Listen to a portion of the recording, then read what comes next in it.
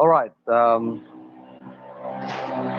ladies and gentlemen, colleagues, good afternoon and greetings from Jakarta. My name is Puji Pujiono.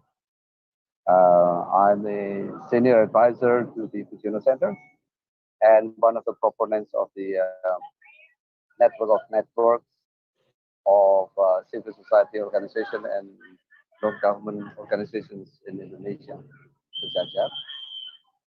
I'm very pleased to welcome you all to this online seminar regarding localization and how it will help us in responding to COVID-19. We are very privileged to have our colleagues joining in this conversation as presenters who will be sharing their perspective and experience. We will try to get some recommendation, some actionable follow through of this conversation. This is meeting number 4 at the region level that is initiated by SEJAJAR. Previously, we had meeting with colleagues from civil society in Asean several times, and as well with colleagues in the Asia Pacific. As a background, very quick, 20 words background to this. As we all aware, that the humanitarian community have been struggling, try to come up with a better system. And in 2016, we had the World Humanitarian Summit that resulted on what now we know as the Grand Bargain. And part of that is a commitment to make humanitarian aid as local as possible and only international as necessary. And there are many things entailed in that commitment. And then, of course, in the course of doing that, among many other commitments, now we have COVID-19 in our hands. So the question will be for the humanitarian community, the actors, the donors, governments, what are we going to do about it, right? So in this particular seminar, we would like to hear the perspective of our colleagues. First, for us to know what's going on with localization after we have done our regional conference last year in Jakarta. Secondly, pardon the noise around here. Secondly, we would like to review the progress of localization in the region. And third one is try to come with recommendation about the future of the and the direction of localization. I will very quickly introduce our speakers today. There are three segments of our meeting today. First one is a series of experience sharing. We will have the opening by Ms. Maria Lauranti. She is the head of the Oxfam Indonesia. And then we have series of sharing. We have Ms. Zela Septikasari, she's from Pujiono Center Indonesia, who has just completed the study on localization on behalf of the Disaster Emergency Committee. And then we have Ms. Beth Eggleston, she's the director of the Humanitarian Advisory Group in Australia. We have Nanette Antiquisa, she is the executive director of the ECOWEB. And then we have also Mr. Sakib Nabi, he is the country representative of the ICVA in Bangladesh. But of course, before even we have that conversation, we would like to have Ms. Alex Mason, the advocacy advisor of NIA, to give us a quick briefing of the landscape, if you like, of localization and whatever is going on in the broader context. On the second segment, we would like to request our colleague from ICVA, Ea Saha Chowdhury, and Ms. Sahida Adif, to reflect on what the implication at the region level and where we should take it forward. And then we're happy to have a question and answer. May I suggest that, as usual, in the online conference, for you to turn off your microphone, as I will do with mine when we are not speaking. All right? And then comments and questions, you're most welcome to put it at the chat box. Let me take just half minutes to greet our colleagues who are joining this conversation from YouTube and in Facebook. Similarly, you could join the conversation by writing your question and comments through the interactive platform, both YouTube and Facebook. So that's more or less what will happen in this meeting. Rest, I will fall back into the interactive modes of the conversation, right? Um, I would like to invite now Maria Lauranti, the head of Oxfam Indonesia, to give the opening on behalf of the SEJAJAR. So Maria, please. Yeah, thank you so much, Puji. Very good afternoon to all of you here. I hope you are well and happy wherever you are. So I'm glad to be invited to give a short opening remarks for our session today. First of all, of course, my gratitude to all the speakers that managed to get connected virtually across the region, and my warmest welcome to all participants in the platform that I believe will enrich the conversation today. I know that today is a public holiday in several countries, and but I can see that strong commitment on the subject of localization has brought us here, and that's really an exciting, observations that we all come together to discuss about this. I am the country director of Oxfam in Indonesia, and basically Oxfam, together with Muhammadiyah Disaster Management Center and also Pujiono Center, initiated a platform called SEJAJAR that is hosting our session today. And SEJAJAR itself, I would like to share a bit about this platform. It is an Indonesian civil society organizations that coming together, and we come together in the format of a relationship where we sit together in a network, and we call this network as network of civil society organizations. In abbreviation, it's called SEJAJAR. And SEJAJAR itself, in English, will be equally translated into equal. So we hope that is really the spirit. And why we came together is actually because we all have the concern on the grave situation, including in the increase of the gaps of formal responses that can be collaborated between stakeholders during the pandemic when it began early this year. And because of that, it was paramount for every civil society organization to come together, consolidate, to have a conversation and to coordinate to make sure that we can make impact at scale, even though we have limitation during the pandemic. We come together, and the vision of SEJAJAR itself is actually to see that we as a platform has this vision that a society will definitely be able to actively assist, complement, and monitor the government and also other stakeholders in how those stakeholders implementing COVID-19 response and recovery. But also at the same time, we know that from that moment where we initiated the platform until today, it has grown so much because more and more stakeholders come together and strengthen each other. It is itself envisions the public agenda for recovery that connects with resilient and also sustainable development agenda. As of today, I'm so proudly saying that SEJAJAR is able to bring together at least a total of 600 civil society organizations from 34 provinces in Indonesia, just from March 2020 until today. And we have a reference group that sit together at the national level, which is 25 of us together. So it has grown so much. And so far, we had organized at least 33 webinars with many stakeholders to discuss about everything that is relevant, keep updating ourselves in the area of both COVID-19 and how civil society organizations can work on the area. But also, as Puji just explained in the beginning of his opening, that basically we have this session as the fourth dialogue at the regional level. Just a bit on the localizations. I think, as we all know, that the humanitarian system is actually highly institutionalized. The major organization is actually the big ones, as we all already know, the UN, the ICRC, large INGO, including Oxfam.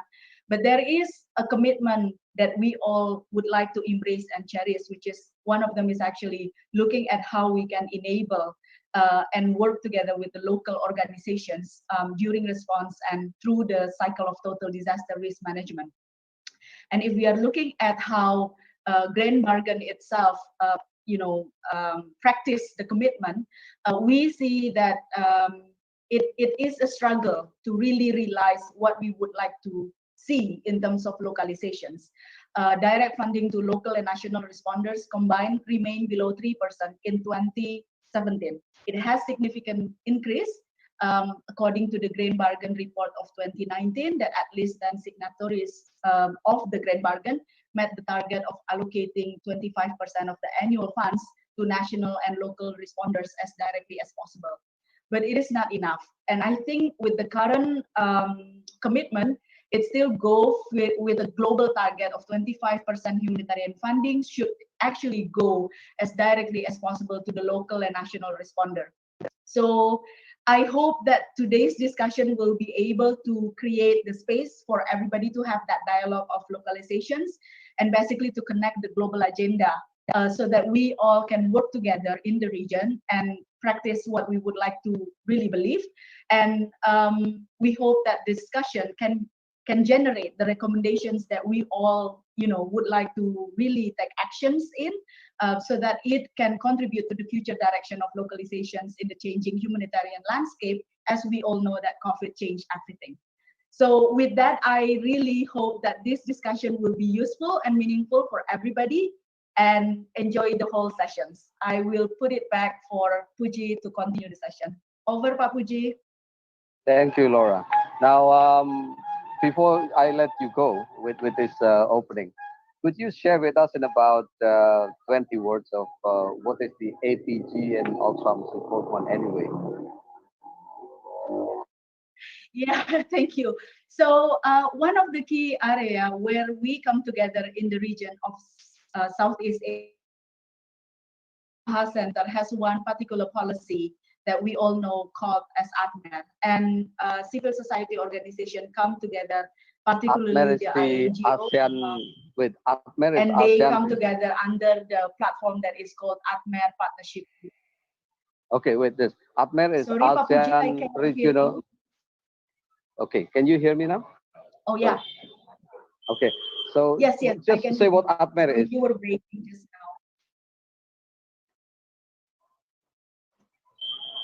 No, I would like you to share with them what is ATMER, because not everybody. Sorry. Yeah. So basically, ATMER serves as a common platform in the ASEAN as a regional institution. And under ATMER, it comes together to actually establish the infrastructure and the policy on how we want to practice the work together during emergency response, but also on the overall, disaster management center under ASEAN region. And with this ATMER come up together with a work program that actually will regulate, will support the state members in ASEAN on how we want to implement the disaster management in the region. And APG, the one that was mentioned by Pak Puji just now, is actually a platform called ATMER Partnership Group that consists of IGO coming together to actually discuss about how we can monitor and strengthen the implementation of ATMER in the region. And in this area, they are acknowledged by the ASEAN to have that dialogue together and be the representative of civil society organization. Until today, unfortunately, I must highlight the irony that actually in APG itself, the membership of APG until today mostly is INGO from the global north. We have Mercy Malaysia that is based in Malaysia. It was found and based there, but I think we need more and more organization that is locally rooted, originally based from Southeast Asia to be part of this platform as well to strengthen, because we have the power of local contacts and the power of local networks and everything that needs actually strengthen that dialogue with regional institutions like ASEAN. Excellent, thank you. So With that, now I would like to segue into the global context, into the larger context of localization. May I invite Alex Mason to share with us what are the latest gossips on localization and where it's heading? Alex, please. Thanks, Fuji. Thank you so much for having me. The latest gossip, that sounds suddenly a column in a magazine, and not so much a webinar. Good morning, or good afternoon, actually. It's still morning for me, but good afternoon, everyone. So I'm Alex Masson. I am with NIA, the Network for Empowered Aid Response. We're a global South network, and I am based in Nairobi.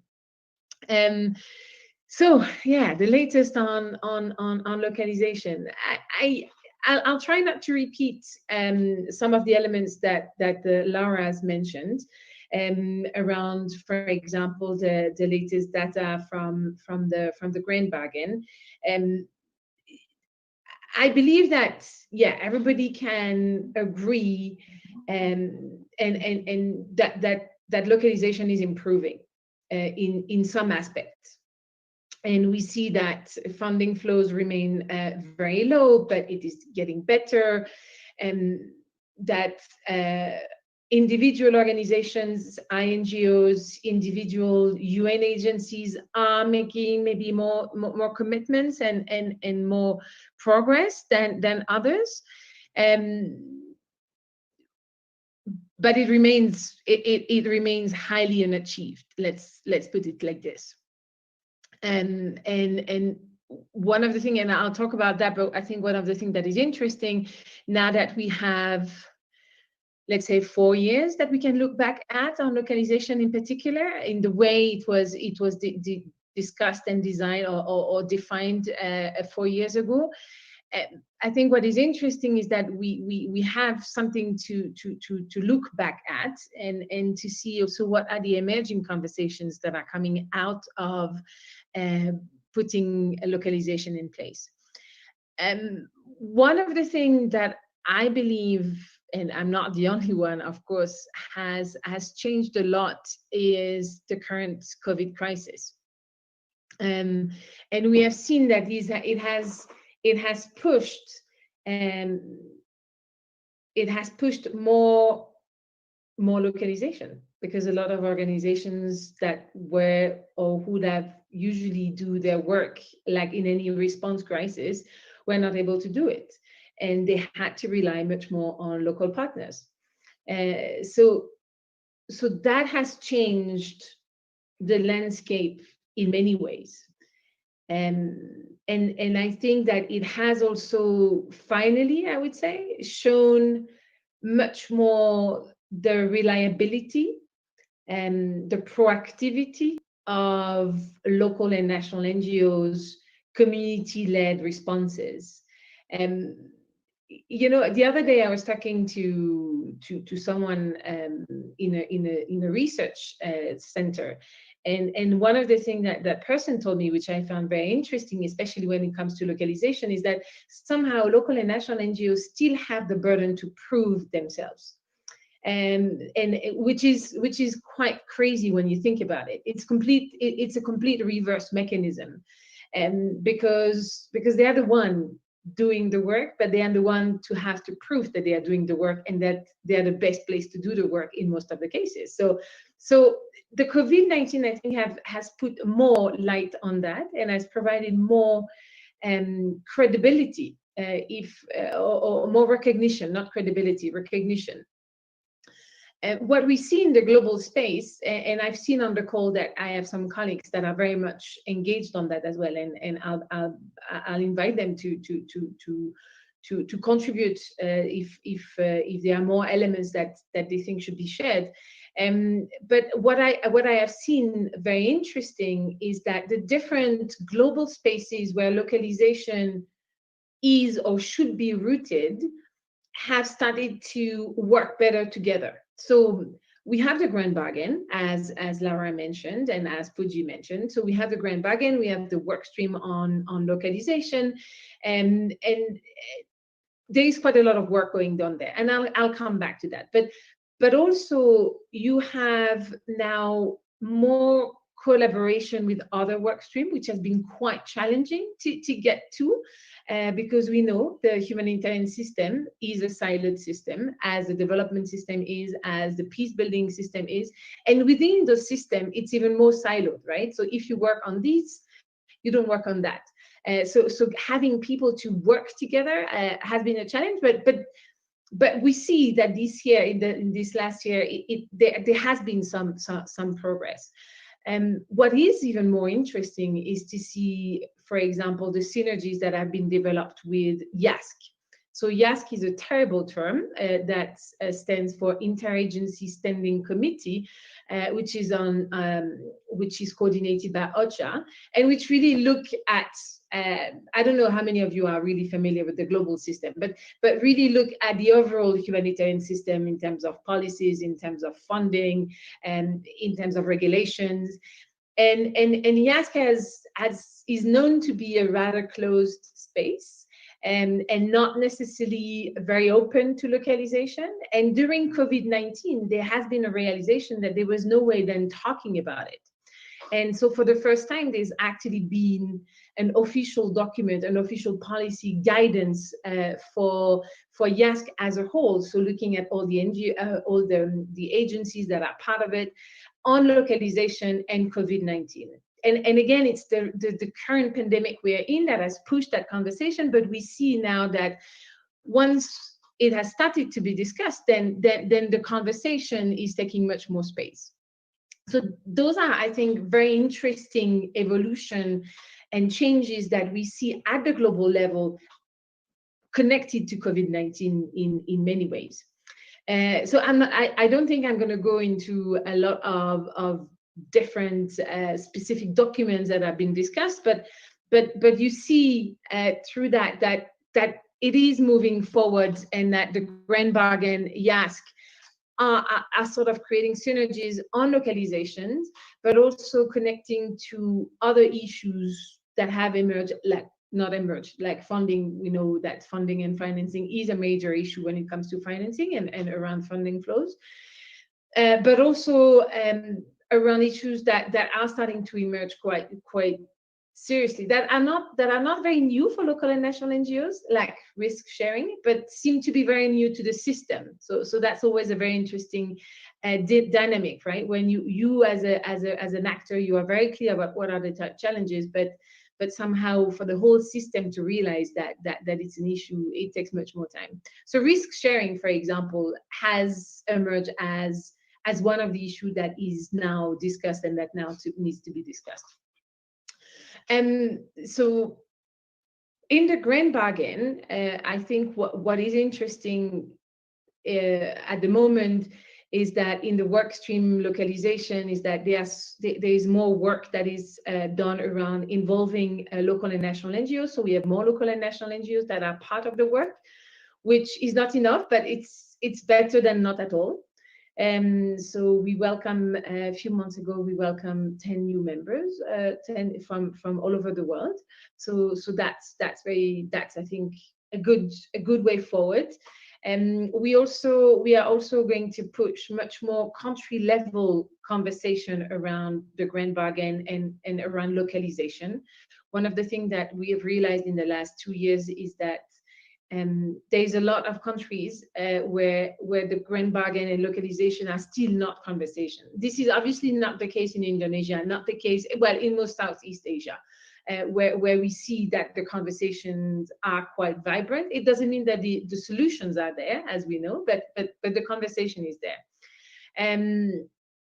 So those are the kind of, there has been some more work around pool fund and what does that mean and how it can improve.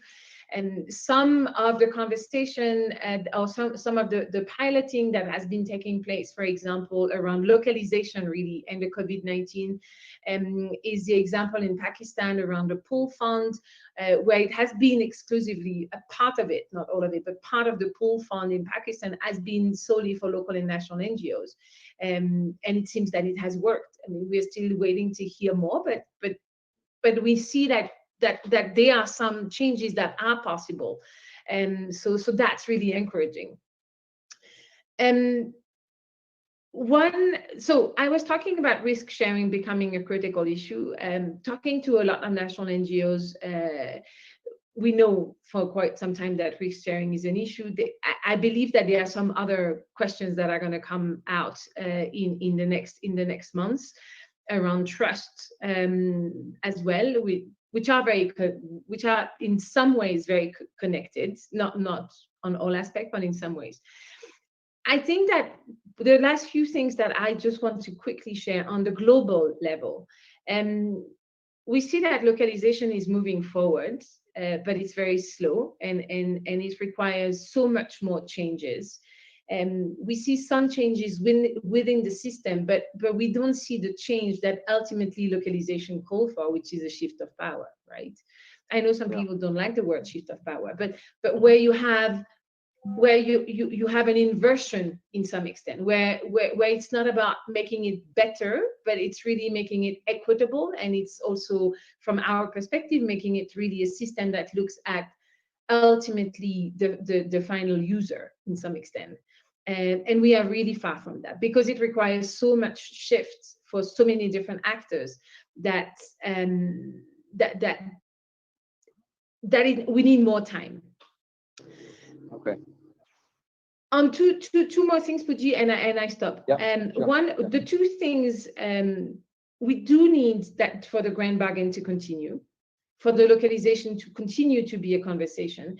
But the reason why we believe that it should be within the grand bargain is that the grand bargain is at the moment the only space where all the actors, or almost all the actors, are together and can actually have that conversation, where you have the donors, you have the UN agencies, you have INGOs. You don't have enough local and national NGOs. And one of the things that we believe are really missing are global South governments, which are a critical part, and we know it very well, and we see it very well in Southeast Asia, are a critical part of the humanitarian system, but they are not part of the conversation at the global level. And that we see it as a major discrepancy.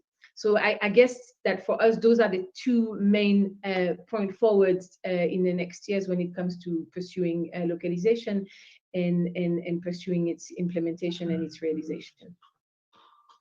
Excellent. Thanks, Puji. Alex, thank you very much. No, I think you reflected the dilemma that we are struggling with.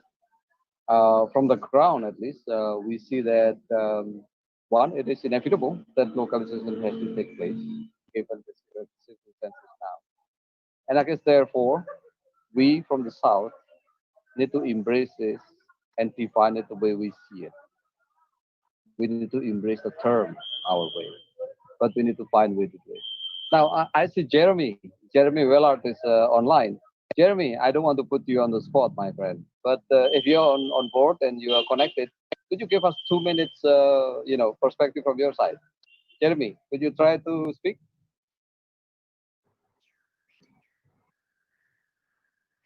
Thanks, Puji, and hi. There you go. I was hoping to lurk in the background on this call and support my colleagues.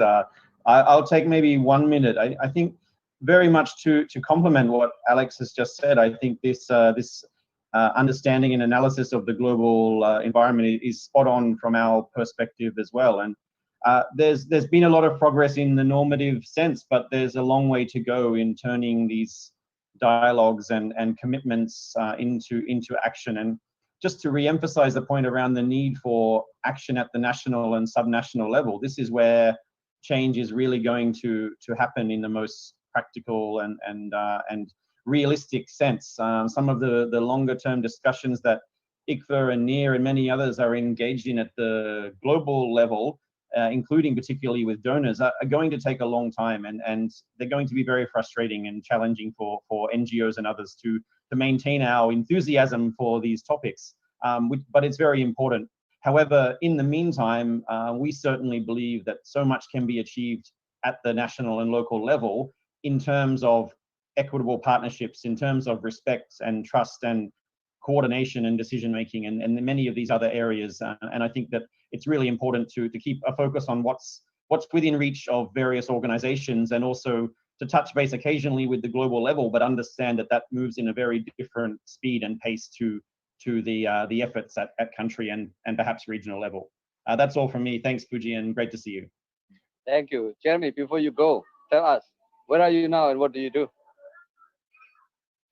I'm still in Bangkok, but now working for Geneva in the ICVA coordination portfolio. So I'll be leaving the region soon after a number of years. So, but still a friend from afar, no doubt. I'm sure. All right, listen, Jeremy, thanks for that highlight. I think what's going to happen now, continuing what I said earlier, what we need is really to have friends like you, like Alex and others, that will enhance whatever we're trying to pull together in the region and provide us the proper interface to the global level, because as simple as language, as much as we want to embark on this joint work, sometimes language is a problem. So SEJAJAR is here to help pull together, but we need to have more colleagues out there. Thanks, Jeremy. Now, colleagues, I want to move quickly to our series of sharing. First, I would like to invite Zela, she's from Pujono Center, who has just completed the newest study, hot from the press, not even circulated yet, to share the study and the findings and recommendations. Zela, please do it. Okay, thank you, Pak Puji. Thank you, Dr. Pujiono, for giving me the time.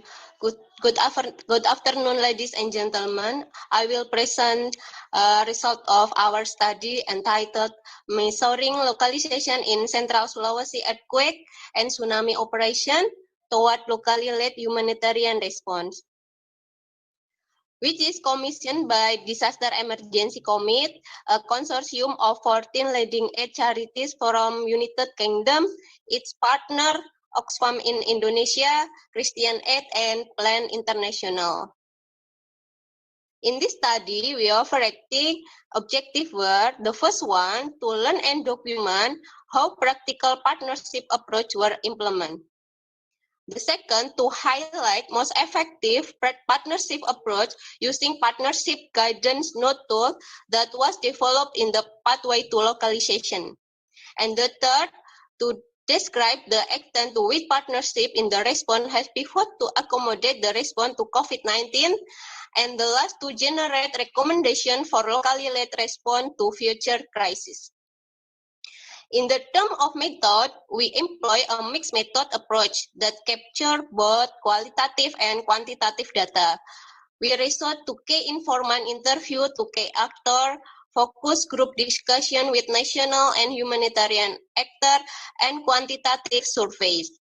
The focus partnership-based humanitarian action that implies guidance equitable partnership, which is one of localization priority action. Under this focus area, we measure that presence of long partnership, integration of localization guidance and tools, recognition of local actor, international NGO communication, collaboration, complementary, ethical recruitment, and strengthen local leadership.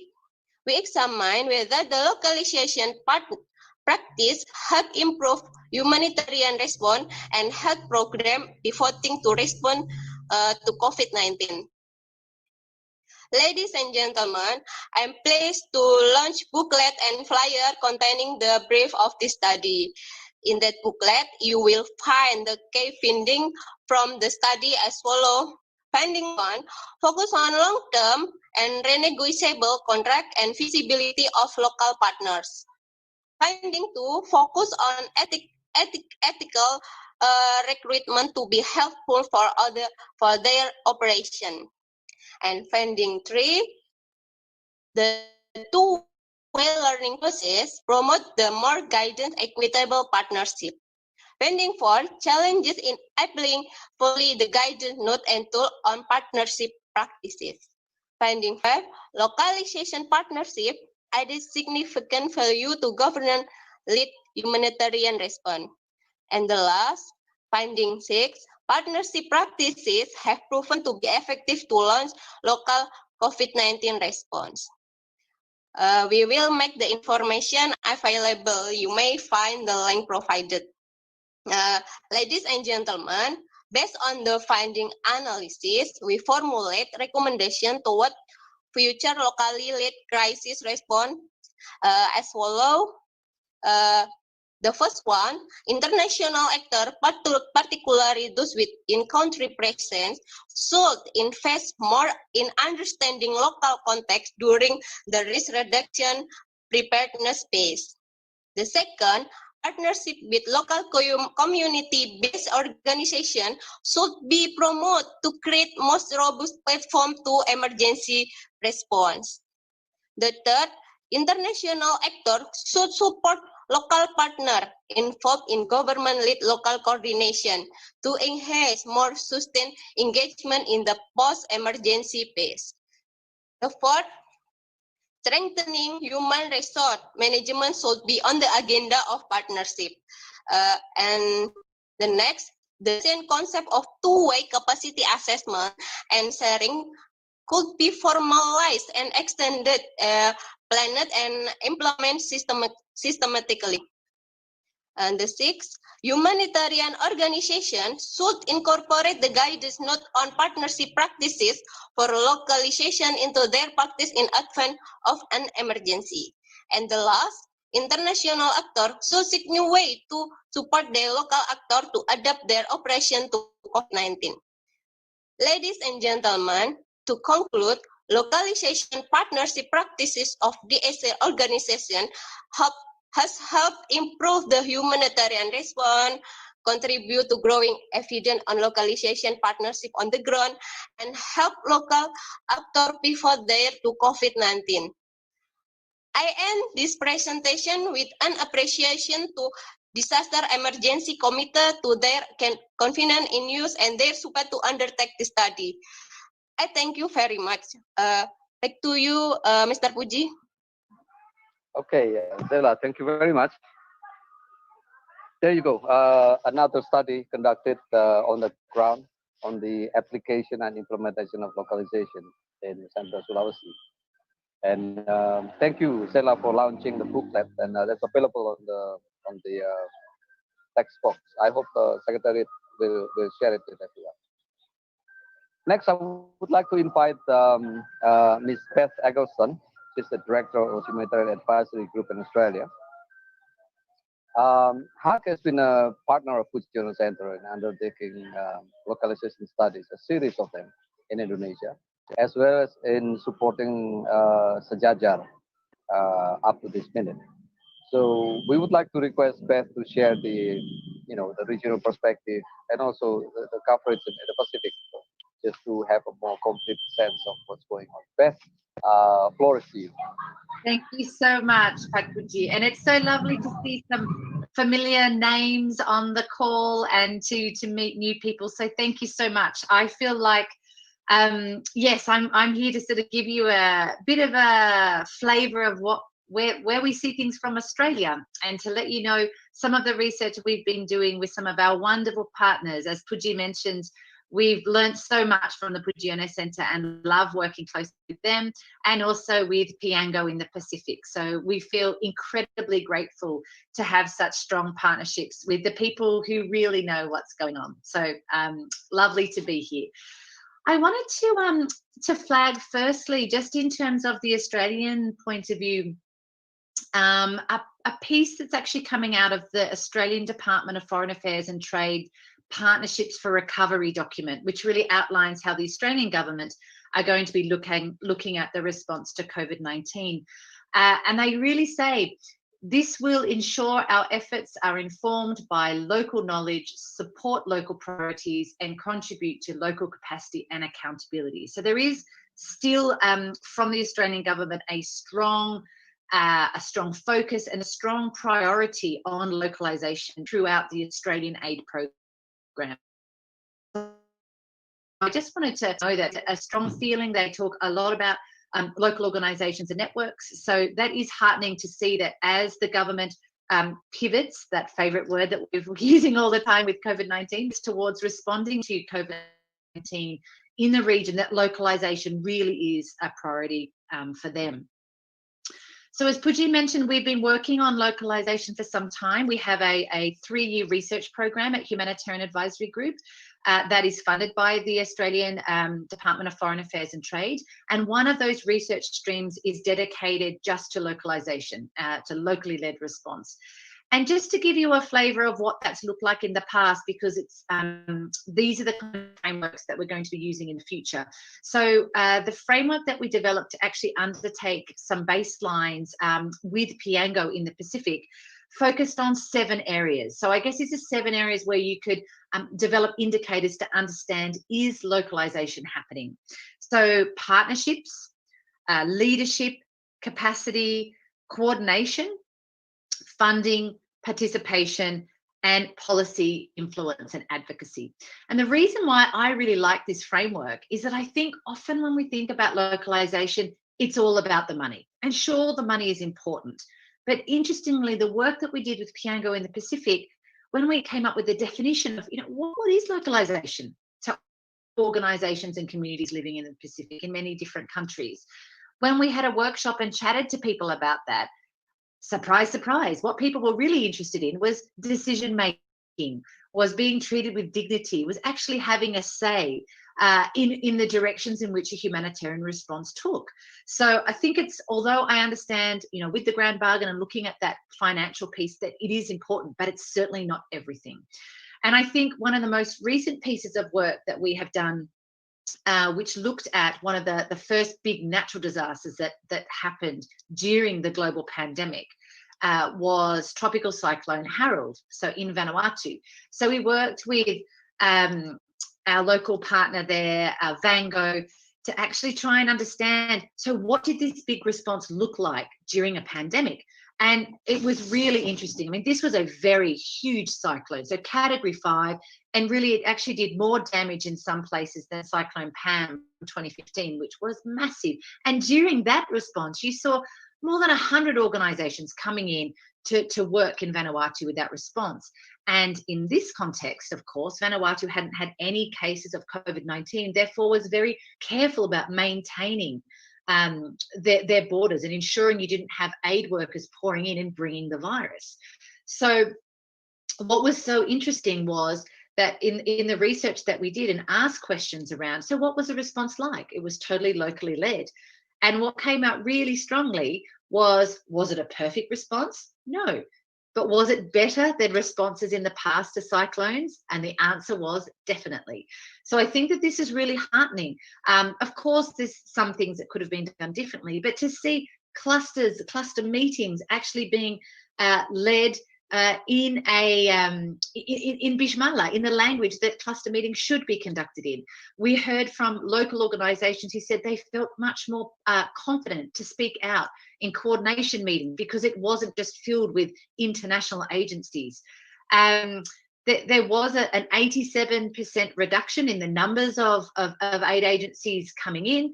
And something else that was really interesting, because the government, who were in the lead, was very carefully monitoring any aid activities or resources or people coming into Vanuatu. It actually meant that it increased the visibility and the control of the activities that were occurring. So they actually felt like they knew what was happening in their response.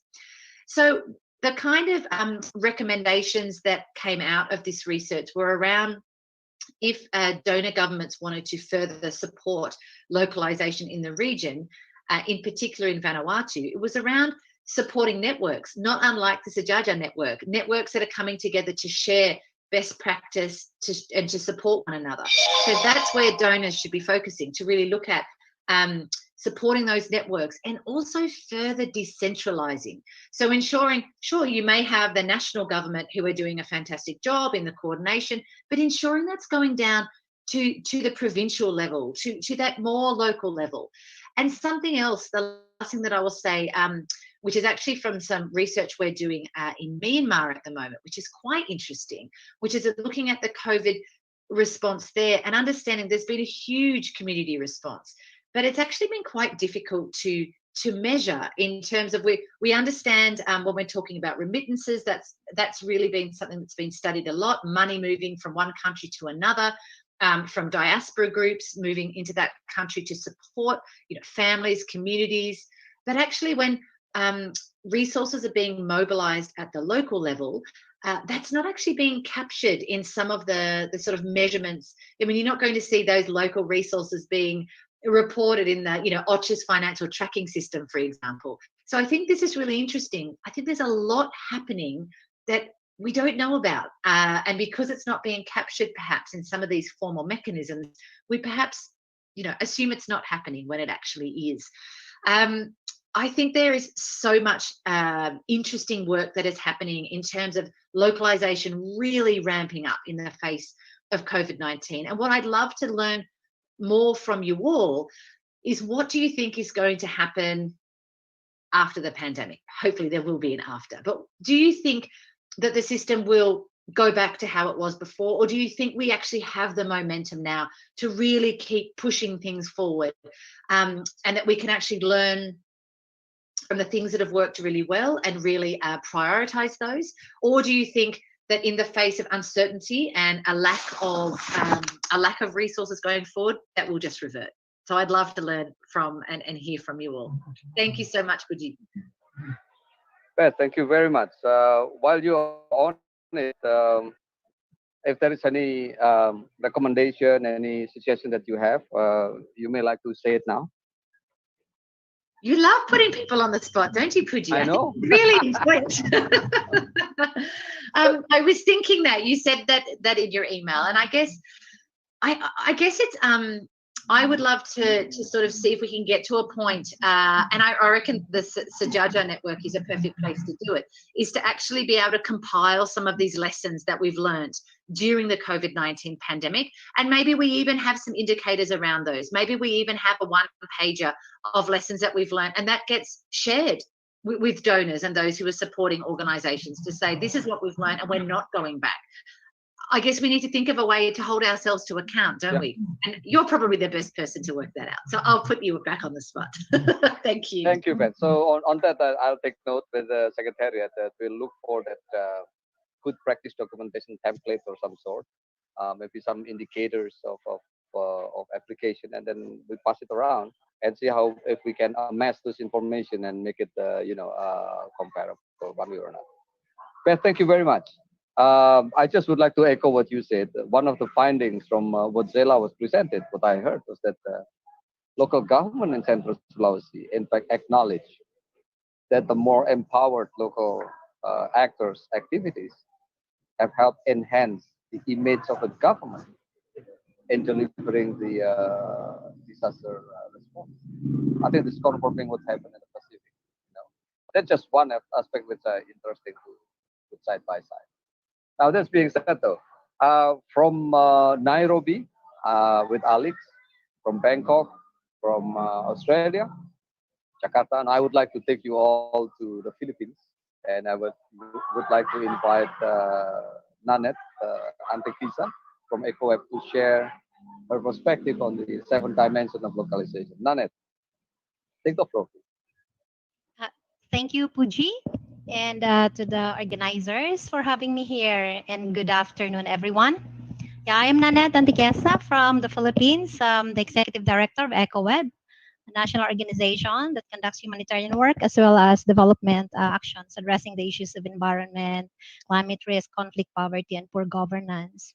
I also currently chair the 2-year-old network of local and national actors that promote South-to-South cooperation to push for localization that complements what NIER is doing, the Alliance for Empowering Partnership. It is the latest or the 63rd signatory of the Grand Bargain. Thus, we thank you, SEJAJAR, for letting me share about the 7 dimensions framework that we at the Alliance for Empowering Partnership with our partner GMI is advocating to serve as guide to help realize the commitments made in the 2016 World Humanitarian Summit for transforming our humanitarian system, processes, and practices. As shared earlier by Alex of NIER, Jeremy, and co-panelists.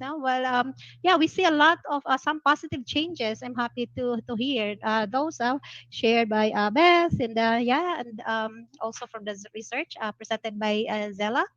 that yeah, we still are of some gains already, but yeah, on the whole, we know and we recognize that reaching the commitments made in the bargain, including localization, is still far no from realization. We are towards the end of the 5-year time frame, but I would say, yeah, still much to do towards realizing all those commitments.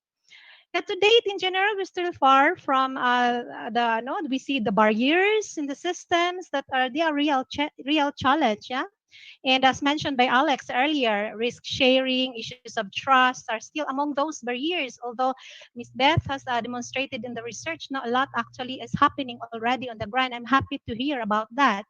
And but I would say, no, those barriers that I've mentioned earlier will certainly remain if no revolutionary actions are made, no, by the power holders in the humanitarian sector.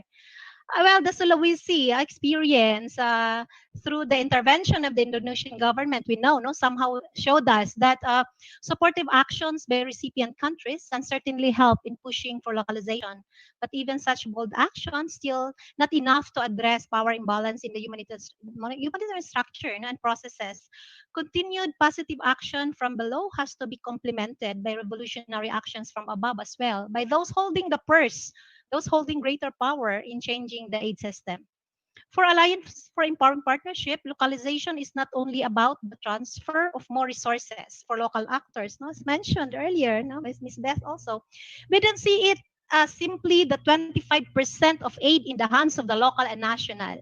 Localization is the necessary balancing of power in the system to address the power imbalance brought about by centuries of unequal relationships that actually we say cause inequality, injustice, and vulnerabilities of communities. Localization is a necessary power balancing to address barriers in making the people affected of crises and the fulfillment of their rights and upholding their dignity at the center of aid, as defined in the core humanitarian standards. But how localization should happen? How do we measure achievement of localization commitment? Well, to help advance the localization agenda, F4EP, ECOWEB, and partners promotes the 7 dimensions framework. The first of this is quality, relationship, and partnership. Localization requires behavioral change, we believe, among humanitarian actors towards a more respectful relation and equitable partnership. I think it was mentioned by Zella, no, in the report. Partnership should demonstrate reciprocal transparency and accountability, which is only possible within a mutually trustful environment that facilitates co-creating processes among partners with communities affected of crises.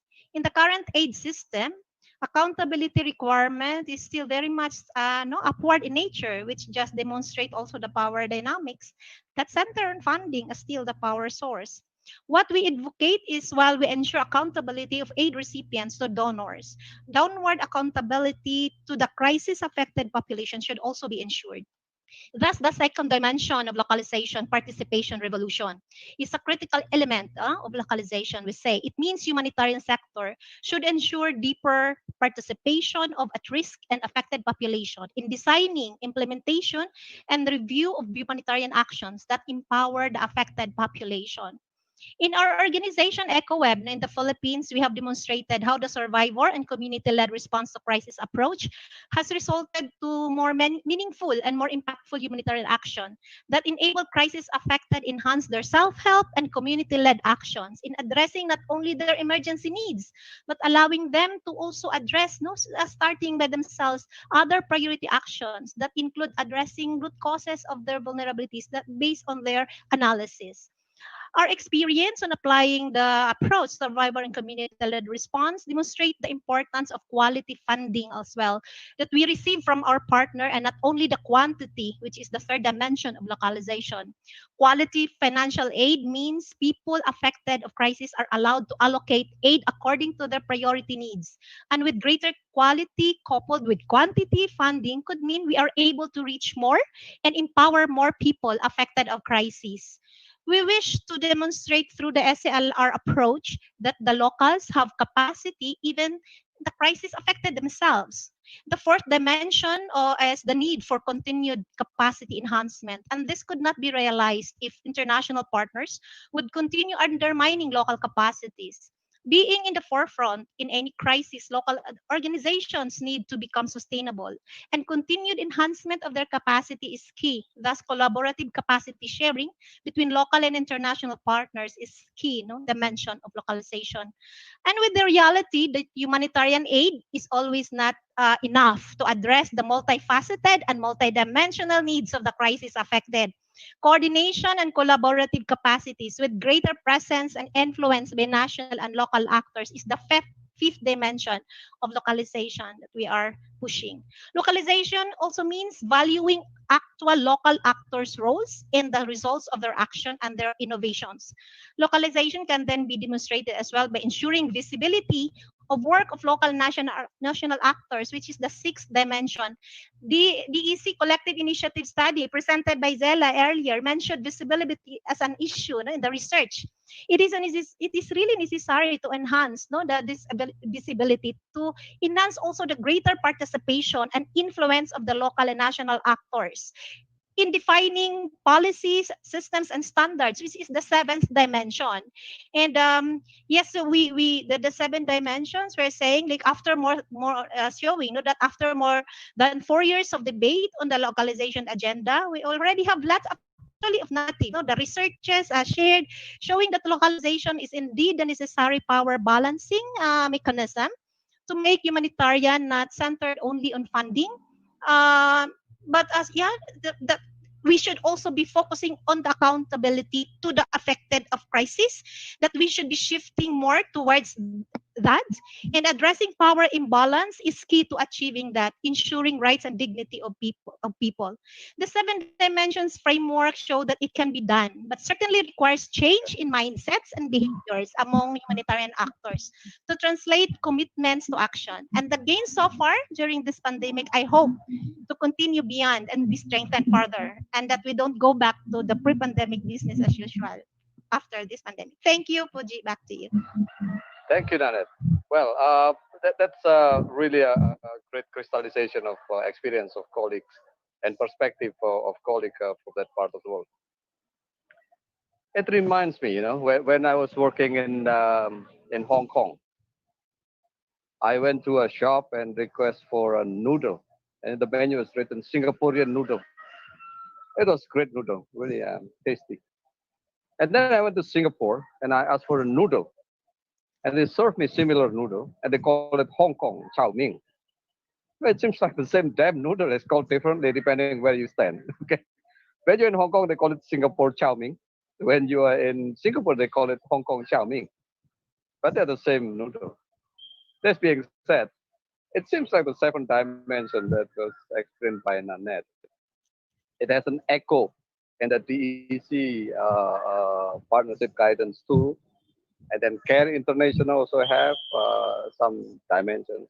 It goes back to what Pat was saying. One of these days, we need to put all of this side by side and distill which one are really would characterize localization, right? But Nanette, so thank you for sharing the Philippines chow mein, okay, with Thank us, you, Puji.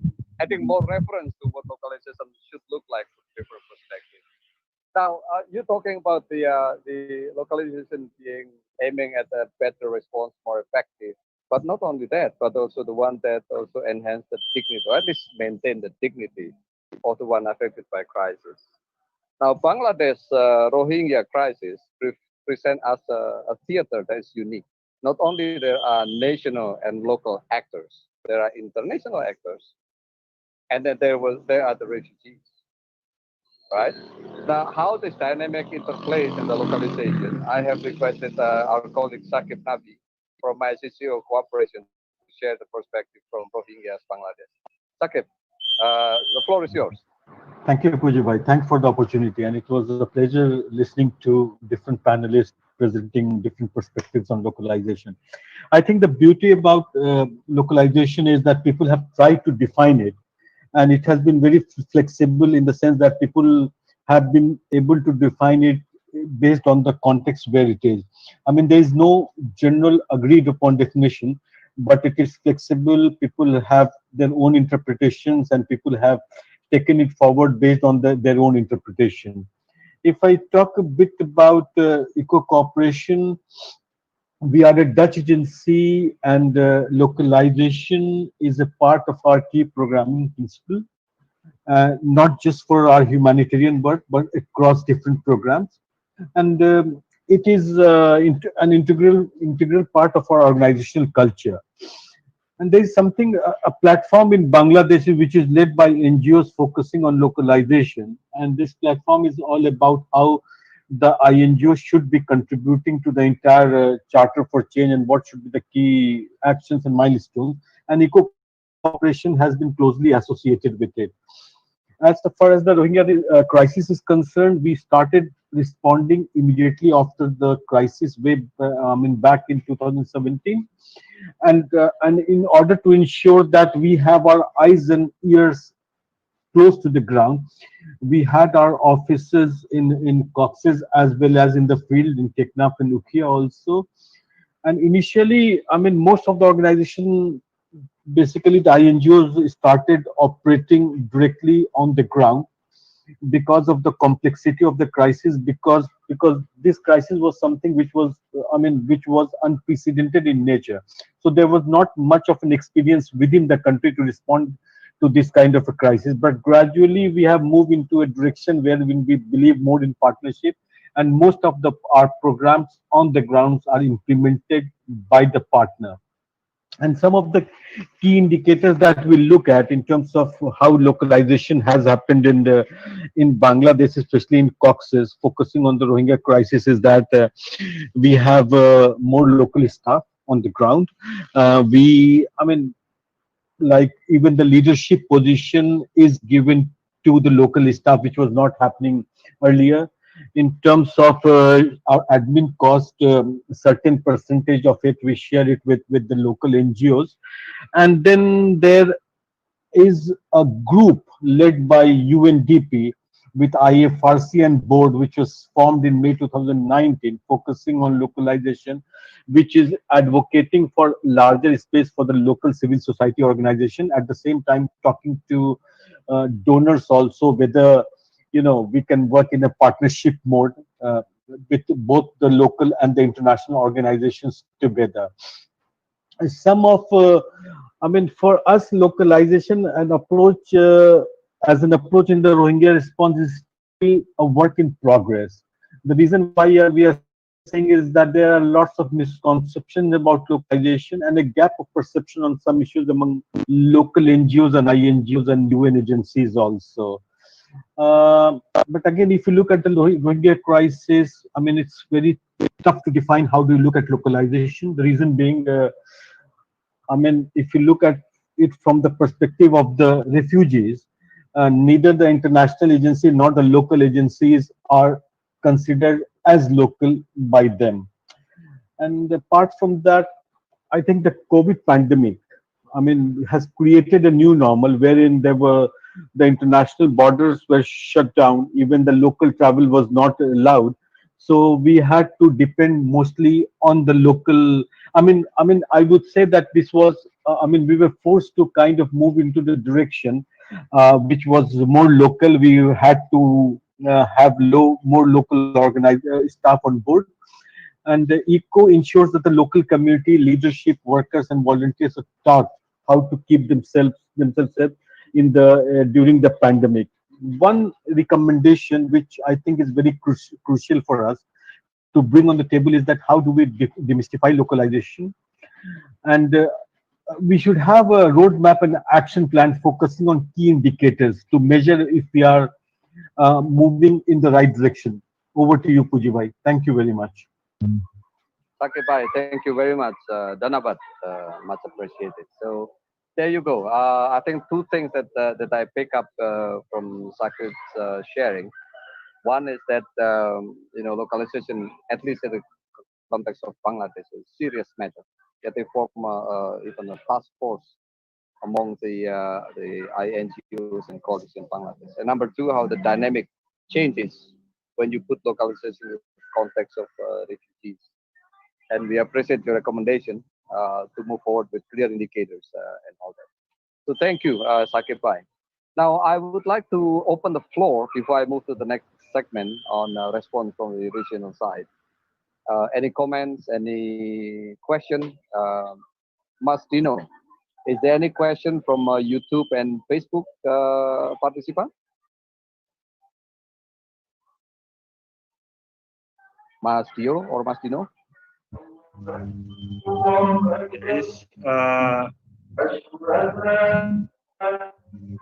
is a question in the Zoom chat. Okay.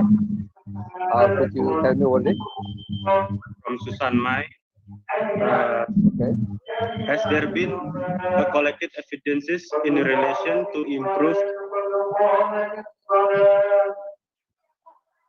Okay. All right. I think Dio is having not problem, but an issue. The prayer call is on his background. A question from Susan: has there been any collected evidence with regard to localization? Any of the panelists would like to share perspective? Zela, Beth, Nanette, and Shakib. I could start with a response to Susan that in the lead up to the regional conference on localization in Jakarta, Regional Center and other colleagues here, we put together case studies from Central Sulawesi out of different agencies, and it come out in a booklet format, which could be made available to the chat box later if Mas Hendra could do that. Anybody would like to add to that? Alex, maybe if you're still there. Yes. I can. Yes, who would like to? I can share. Okay, go ahead. Yeah, thank you, Fiji. Yes, I think this is really one of the the continuing advocacy or effort that we are having with among the local and national CSOs. Is not only about like between the relationship that we are advocating to become better between the local and the international partners in the humanitarian sector, but also between the local and national and the government. Because of course we know that the government is really the main the major responsible institution to address the issues and concerns of the affected population of crisis. Well, at least in the Philippines, we continue to have this platform where we directly engage with the national government. So, well, long before, so we have this policy law for basic sectors participation, CSO participation in the National Disaster Risk Reduction and Management and the Humanitarian Action and the Anti-Poverty Commission, where actually I am also like sitting as the representative of the victims of disaster and calamities in engaging with the government and sitting at the national level in the council and just like recently. So this platform enabled us, for example, to like provide inputs and also feedback and recommendations in the crafting, for example, of the national example, the RRM plan, including the humanitarian component of the government from 2020 to 2030. So this, we are able to participate and provide some inputs because we have those policies put in place for our participation. So I would say like having the institutional mechanism for participation is really important. And so while we know that in the region, in the around the globe, issue on shrinking space among CSO is also a real, but I think like having these policies in place would really also ensure that the continuing engagement and complementarity and ensuring that we improve further on the complementarity between the government and the civil society. But of course, we have a long way and it's still a continuing challenge for all of us to improve on this. Thank you. All right. Susan, in the case of Indonesia, I don't know, is Mas Dino on board? Dino? Mas Dino? Dino is not on. If it's not on, let me share very quickly. In the case of SEJAJAR, SEJAJAR has been doing this weekly online seminar with no break from the beginning of the COVID, 33 times now. But I'm not talking about the session itself. I'm talking about who have been invited to talk on this broad range of issues, from ministers to high officials, UN, you name it.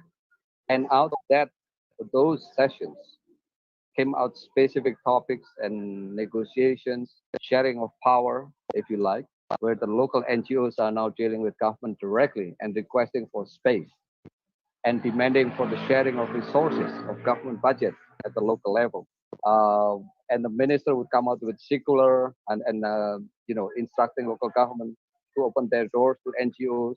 These are some very exciting progress. But I agree with you, Susan. This has not been documented in the most desirable format.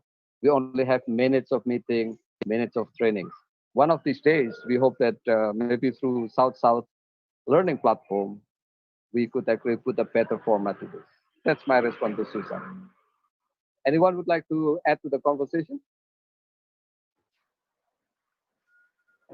Puji, can I come in? Yes, please. Of course. Yeah. Sometimes I feel that it's a dynamics between the international NGOs, the local NGOs, and the government. Sorry, the donor. I mean, these are the three actors which are playing in an ecosystem, asking for more space. Either it's the local NGOs or the NGOs. I mean, competing with each other for the space. But I think the role of the government is very, very crucial over here. And I don't see much donor engagement in the larger localization discourse in many countries. And I feel that some of the biggest institutions, most powerful institutions, the institution which commands and directs the humanitarian policies and principles in the country, are hosted and led by the government. So unless and until the government is oriented about localization, they are brought on board, we will not be able to change much. This is my thank you very much. I think I agree with you, Sakebai. When there was a regional conference here in Jakarta about localization, I have to be very frank with you. The government were not aware of what is localization and what it's all about, and they learned along the way. That being said, I would like to spend about 3 minutes now to highlight the question from Sally from Quezon City, addressed to Nanette. These are both Philippines colleagues who will have to settle this within or outside of the court. Sally was asking a study by our Humanitarian, saying that localization is slow in the Philippines. But Nanette is saying everything is seems to be moving. So, Nanette, could you respond to Sally's question, please? Yeah, thank you, Puti, and thank you, Sally, for the question. Yes, I would say I agree to this study that localization in the Philippines is really that fast. No?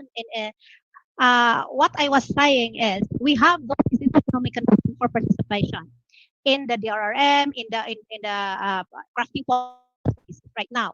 But it doesn't mean that actually it translates to making localization, like have the government like participate in ensuring that localization happen. I just like to share, no, for example, in the NDRM 2020 to 2030, that we are actually participating and making inputs too as a sector from the National Technology Commission Victims of Disaster and Calamity sector. So we have seen, you know, itself in the draft document, core humanitarian standards or the ADMIR or those international policies that we are actually discussing that right now has not been mentioned or recognized. It's more of like the DRR, but not this humanitarian framework that we're actually advocating. And localization is not really like an issue that is private to the government. So unlike in Indonesia, I would say in Sulawesi, they are showing, no, that the government is really pushing for localization, but not yet in the Philippines. So I would say we have this engagement, but is this engagement making the government support the localization? We're still advocating for that. Thus, we are really actively engaging and hoping to influence further the government's planning, programming, and policy making. So that's really important. Thank you. Excellent. So maybe one of the recommendations from this conversation is that we need to sit together and actually put together recommendation for government of how to create an enabling environment for localization, right? Very good. That gave me a good point to segue into the next one to inform Chowdhury from ICVA, who is new to the position, replacing Jeremy. Okay, welcome to the colleagues around you. I would like you to reflect from this conversation. What are the implications? What does it have anything to do at all, if there is, to the regional, context of what we're talking about? Case in point here, ASEAN, for example, as a regional group, has been responding to COVID, and the world eyes were directed toward ASEAN. They were very excited to see how ASEAN would respond to it, because this regional grouping was founded supposedly on people-centered, people-oriented principles. So we expect that the CSOs will at least be part of the conversation. But lo and behold, there were 3 summits of ASEAN, and the latest one has 27 pages of resolution coming out from the summit. And there is only one word: civil society. This is according to Disha's research, only one word. And that doesn't even into anything substantive. It's only only name of organization. So clearly there are regional dimensions that we need to embrace and grapple with. Kea, welcome, and please share your perspective. Over to you.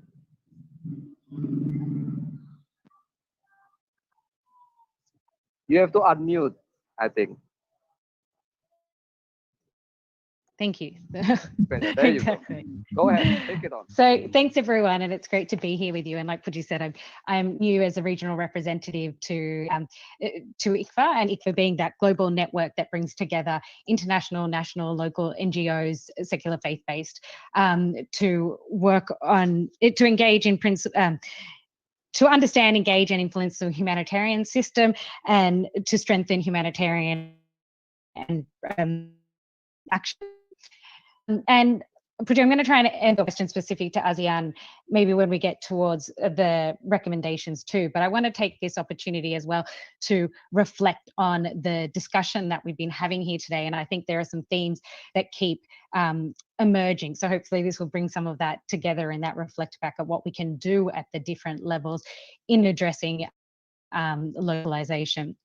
I think, like people said, we're at this really interesting point in time where I think, like Beth was saying, what is going to happen after this? We have been forced, as everyone has said, because of COVID-19, to look to adapt our programs to the way we're thinking, to accelerate, you could say, some of that localization discussion, just because of the pragmatics that the normal actors not being necessary in the space, or in some cases leaving the space in actual fact.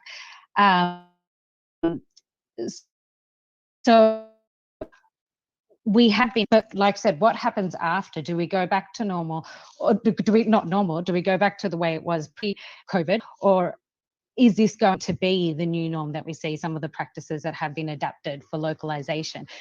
So I think we're at this critical juncture to take stock and reflection of what's come out of the COVID response that's highlighted localization, in thinking about what do we want to take forward, and where do we want the deliberate actions to be, like you say, at engagement, at regional level, global level, and local, at local levels. And as people have said, there's multiple dimensions to localization, and it's not just the funding, though that being a core part, but also progressing the other dimensions that people have spoken about. And I just wanted to highlight some of those, because I think they do go back into influencing, like you say, when we are taking forward these discussions in our regional or global forums, being able to highlight some of these key things that have emerged. And I think everyone's spoken about, obviously, the way local leadership has emerged during this crisis, and that seeing that stepping up and adapting, how do we deal with social distancing, washing our hands messages at the local level, and the communities have been taking on this role. Similarly, as you said, with the NGO forums and networks yourselves have formed to bring together actors to understand what the needs are, what the questions are, what people need support in to be able to implement during time, and bringing that to be able to support this work closer to the ground, understanding the needs. So there's been this real stepping of local leadership that we've been seeing in different countries coming together. And I want to talk to the point about the importance of diversity in the leadership and in the organizations in the localization discussion. One of the things we've heard repeatedly in the COVID space is, the scope of how many people COVID has touched, but existing inequalities, vulnerabilities, and marginalized have been further exacerbated by crisis. We've seen this, some of the groups with women, people living with disabilities, migrant and refugee populations. It's come out with, women making up a majority of the health workforce, taking on extra in uncared and unpaid labor, increases in GBV, being parts of the informal sector, that they've been really impacted and affected by COVID, yet it's also the women's groups that have stepped up to be able to respond and meet the needs of the communities. So we've seen them, in adapting for livelihoods in terms of providing the services, and yet they're still being underfunded in these discussions and not being recognised. So when we talk about local leadership, I think recognising as well that really important aspect of diversity in leadership and the voices that we heard to make responses more accountable to the communities as well. And, I think in line with like talked about the partnerships and the work, we've also seen this discussion, I think, around, the way we provide capacity and things has changed in terms of, obviously, in response. Normally there'd be this fly-in response, or people doing trainings going in to provide trainings before during humanitarian response. Now what we're seeing is all of this has been adapted and shifted to be remote. People are providing, that's all gone online, or people we're providing the training and support remotely from different international organizations to local partners, or even within a country level, sourcing technical support and things differently. So I think these are these real opportunities in looking at, do we have these new ways of working, and what from this, I think that Beth was saying, in the response, when we're looking at TC Harold, what's worked and what do we want to take forward? Things could be better, but realizing that a lot of this, when we move on to future responses, it doesn't have to happen again, that we're always going in. Do we have to provide capacity support by internationals going in and providing it on the ground base? Are there other remote or different methods that we can provide? I think COVID has really highlighted another point in the discussion is, we talked about risk sharing, and there's aspects around that, what's happened in terms at the financial level. I think people have talked about these different processes at global level with, recognition of the need for funding to be more flexible, recognizing the impact of COVID, but also that we need to look at the requirements around funding and making sure where we can, we're fostering that more is going to either directly or indirectly through some of the systems to local NGOs. And there's been a lot of work done to bring the voices of NGOs when, like, for example, the Global Humanitarian Response Plan being put together, to have that voice there to be able to talk about the needs of NGOs in this process and understanding the flexibility requirements and sharing that risk. But one other, I think, and that's a part of an ongoing work with localization to reduce the bureaucracies and understanding about the need for funding to be more equal in terms of in the partnership approach.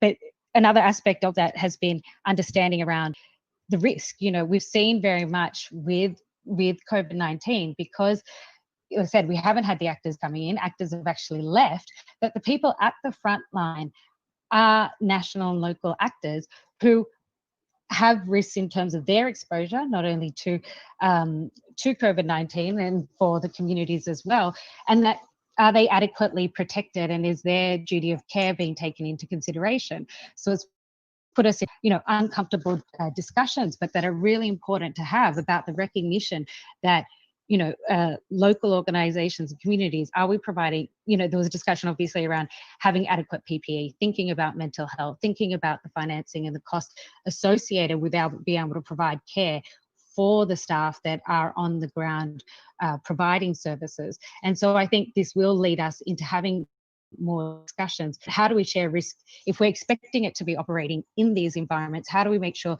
that we're recognizing the security and the protection risks of staff, and that is being adequately considered in our partnership agreement and in our as well? to that.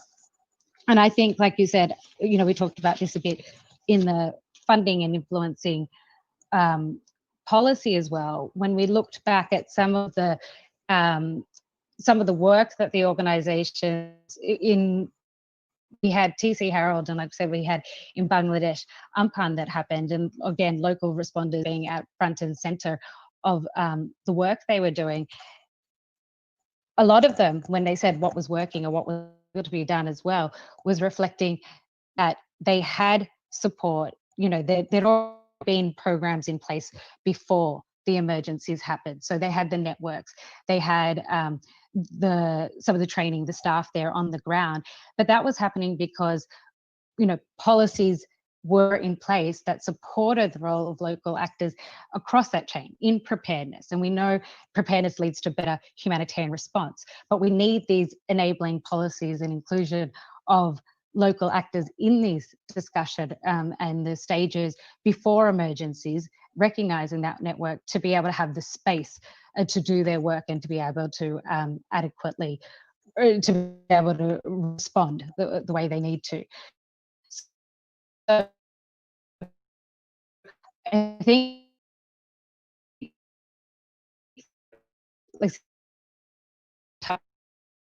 point that came out for that, what was it of those aspects that were working, and what is it that we want to take forward? And I think, to your point, I'm learning a bit about the systems here, but that we need, through the processes, and Maria was mentioning this in the beginning with ASEAN specifically around the APG work to do, is to promote that engagement as well of local NGOs and NGO fora in these spaces, to be able to have the discussions and looking at what mechanisms are in place that we can keep bringing civil society voice in. And that's, with what we were talking about before, with the ISAC, the groups that we sit in, a lot of that is about bringing civil society voices at that regional and global level to that platform to share those experiences. So I think that's something we can say, continue to look at what avenues we have to be able to promote that connection, bringing stakeholders together,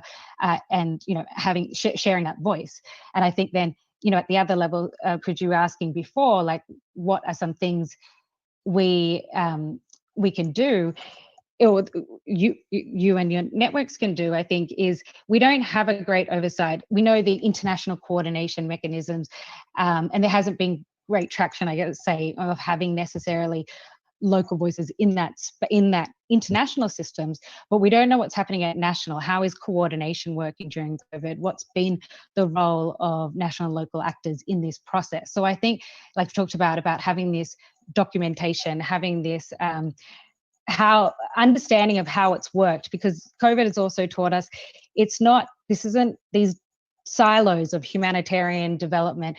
They're not realistic of how this is played out necessarily on the ground. This has encompassed actors from all different parts of the sectors. It will be ongoing in the recovery process as well. So understanding how these coordination mechanisms are working, what the roles of national and local actors, I think, been in these processes, and how they've actually, what they look like on the ground, was really important, I think, for pushing the regional and global discussions forward. I'll leave it there. Over to you. Thank you. Excellent. All right. So there you go. Some perspective from Kea on the regional implications of our discussion. At this point now, before I transition to Shahida, maybe I would like to call back on Laura, if you're still here, Laura. Again, using your APG hat, what's your PF recommendation? Now it's the time, Laura. Yeah, Pak Puji, thank you so much.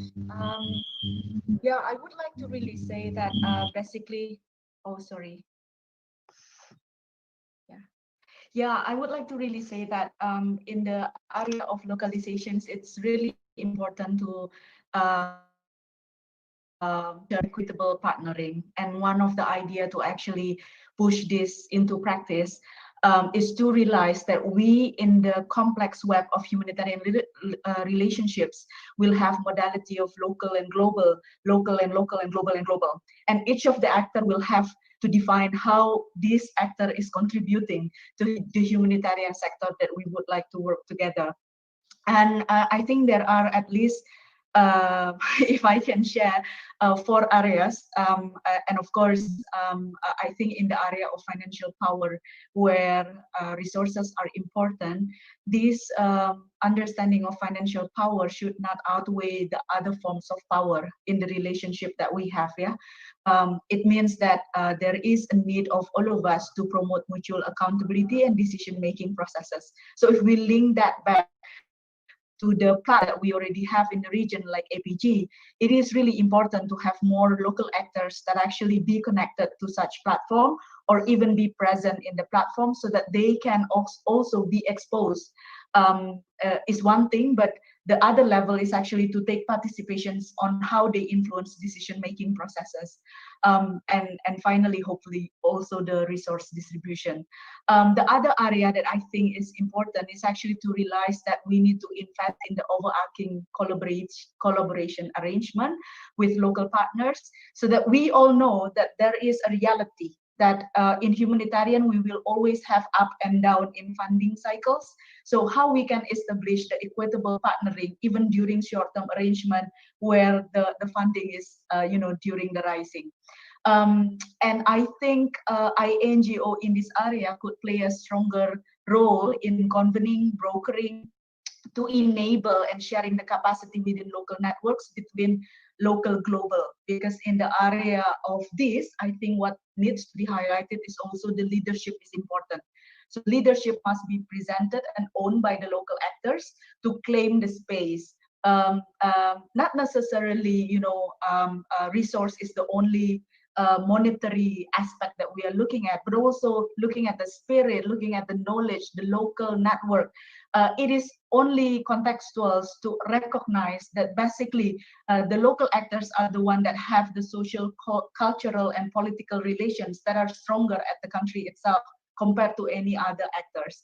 So to contextualize that to the level that is higher above the country, we need to make sure that the leadership is presented, and that's where INGO can play the role of convening and brokering, while the local actors need to rise up as well.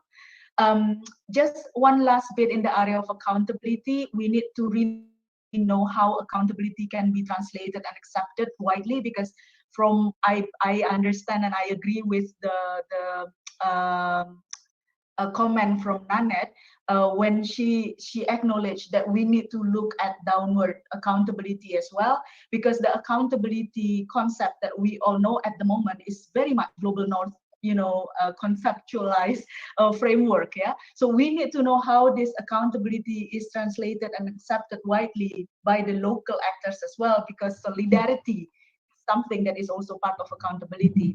And one last bit in the accountability area, I think strong governance will really need to be there at the local actor, organizational as part of the development of the organization, so that it will drive the business model and its viability to sustain. I think that's the last bit that from me, Pak Puji. Thank you. All right, thank you, Laura. So with that, now I would like to transition to Shahida, another new coming old friend who come from two different positions. Shahida is the new representative for Asia and the Pacific for NEAR in Islamabad. Shahida, take it from here. What is your reflection? What's the implication on where we go with the grand bargain, as Alex was saying, for the Asia Pacific region? What does it have to do with the way we learn together? And how do we grapple with funding and money issues, among others? But Shahida, please, the floor is yours. Thank you so much. Hi, everyone. Good afternoon, good morning, wherever you are. And it's so pleased to see some of the familiar faces and hear some interesting conversation. My name is Shahida, as you mentioned, and I am working as regional representative for for Asia and the Pacific with NEAR, and I joined NEAR mid of this year, so it's not so long. But thank you so much. I'm so glad to be part of this conversation, and more importantly, connect with all of you and to hear some of the great work that you are doing in your countries, in the regions, or some of the things which are coming out. And actually, localization is something we are experiencing in true sense. So just to, I think Alex has mentioned some of the work that we are doing from NEAR, but I would like to talk about particularly around Grand Bargain, what is that which is unfolding in Asia and the Pacific, and how we can take these conversations further from a NEAR perspective. So NEAR is Network for Empowered Aid Response and is a movement of civil society organization. And to particularly talk about the aspect of localization, I think so far what I am hearing, I think I am the last one from a speaker's side. So it's something like the agenda of localization has become greater than the 25% of marker or the capacity building commitment. So, and we have seen that, and we have experienced that localization is now being discussed in all aspects of humanitarian and development programming, and in coordination or ultimately towards funding as well. And this has also evidence that by the COVID-19 pandemic, with challenges such as access and duty of care of international practitioners, as mentioned by some other panel members as well, but as well as with success with initiatives of scaling response in partnership with local civil society organizations. So what is that we at NEAR feel that inclusive for our members and our national partners like national networks in different countries, Global South. So NEAR has consulted with its members and partners in the Global South to gather a perspective and get suggestions of what it should follow, especially for the future of the Grand Bargain. And then we had some specific discussions with Asia, Pacific, Africa, and the Middle East, and Latin America. And we try to understand, okay, what is that we would like to inform by these sort of like conversation, and what is that we should like to continue for the Grand Bargain. So I think one thing like we believe in, the commitment of localization should continue, and for the future of the Grand Bargain, but it should be identified as a standalone commitment as well. Now, why we think that this Global South considers, and from our point of view, that Grand Bargain should continue. So I think this has come up in various conversations today as well, that despite the shortcomings of the Grand Bargain, there is sort of like overwhelming felt from local and national organizations that it should continue, largely because it helped actually in making localization a high priority, but somewhat helped improve the effectiveness of humanitarian action as well, as we experienced during COVID-19 situation or in other emergencies that we are experiencing or responding to in our context. And we also feel that it is the only global process for humanitarian sector. So, but the challenge is like it cannot continue on its current form. So there needs to be a bold transformative shift in the process of which one which is more inclusive, or it's truly global and accountable. Now, another area which we considered, and this is something like we are trying to have for Asia and the Pacific region as well, is like local actors must be part of the global conversation. And we have seen that it's there and it's taking place, but still that has to continue as a strong push from our side. So in the coming months, it should be an opportunity for us to rectify this and create more space for open consultation and design process. And local actors, including local and national organizations or global South governments. I think this is something like which also came up in today's, like how we are going to engage government. And from NEAR's point of view, we're really encouraging that G77 countries should be part of Grand Bargain process. So they should play their integral role in defining, developing, and carrying forward the next phase of Grand Bargain. And there should be kind of like an equal number of signatories from Global South, including government and local and national organizations. So it's very important.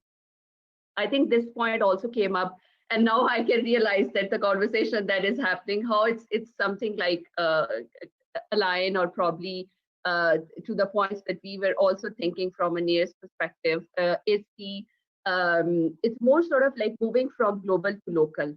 So grand bargain sensitization efforts, it's kind of like uneven. In few countries, it's amazing. But in few countries, we need some more push or some more support or bringing these learnings together. So if something happening interestingly in one country, how we can take it to another country. So how we can connect these global South actors together. I'll come to that point because South to South learning and exchange came up in one of the conversation, I think from Puji's point of view, and what's nearest sort of like thought that how we are going to take it further. But we feel in order for the next iteration for successful and more sort of like on future of that bargain, there needs to be increased communication and cooperation between the global national level. And it could be across international organization. And we can see like Oxfam in Indonesia, for instance, and this is SEJAJAR and all other networks. But the like government offices should actually like experience it from the Philippines or other countries, like they should decentralize and they should have more in-country consultation. So local actor-led national networks, it could be formal, it could be informal, but it should create where they do not already exist and have adequately and sustainably resourced to help inform and support the process. Now, there are three prepositions that we would like, and we have actually put forward for the future of the grand bargain. It is like quality of funding. I think this also came up in lots of conversations today from various panel members and from the participants as well. So including risk sharing and due diligence through localization of funding, tracking of funding and overhead costs, power rebalance and equal partnerships. So it includes like capacity strengthening, complementarity, principles of inclusion and diversity, and equal and strategic partnerships as well. And then systematic ways of engaging. So including genuine engagement of affected communities. I think it's also very important that how we are having those coordination structures supporting engagement, sensitizing dialogue and collaboration between all these three levels. So ongoing with global, national and local. So what is that we are going to take further from a NIRS point of view? So one thing which I mentioned is the Global South to South Learning and Exchange Platform. And that is something NIRS is going to launch. So that platform will promote communication, sharing, exchange, and learning amongst local and national actors from the Global South.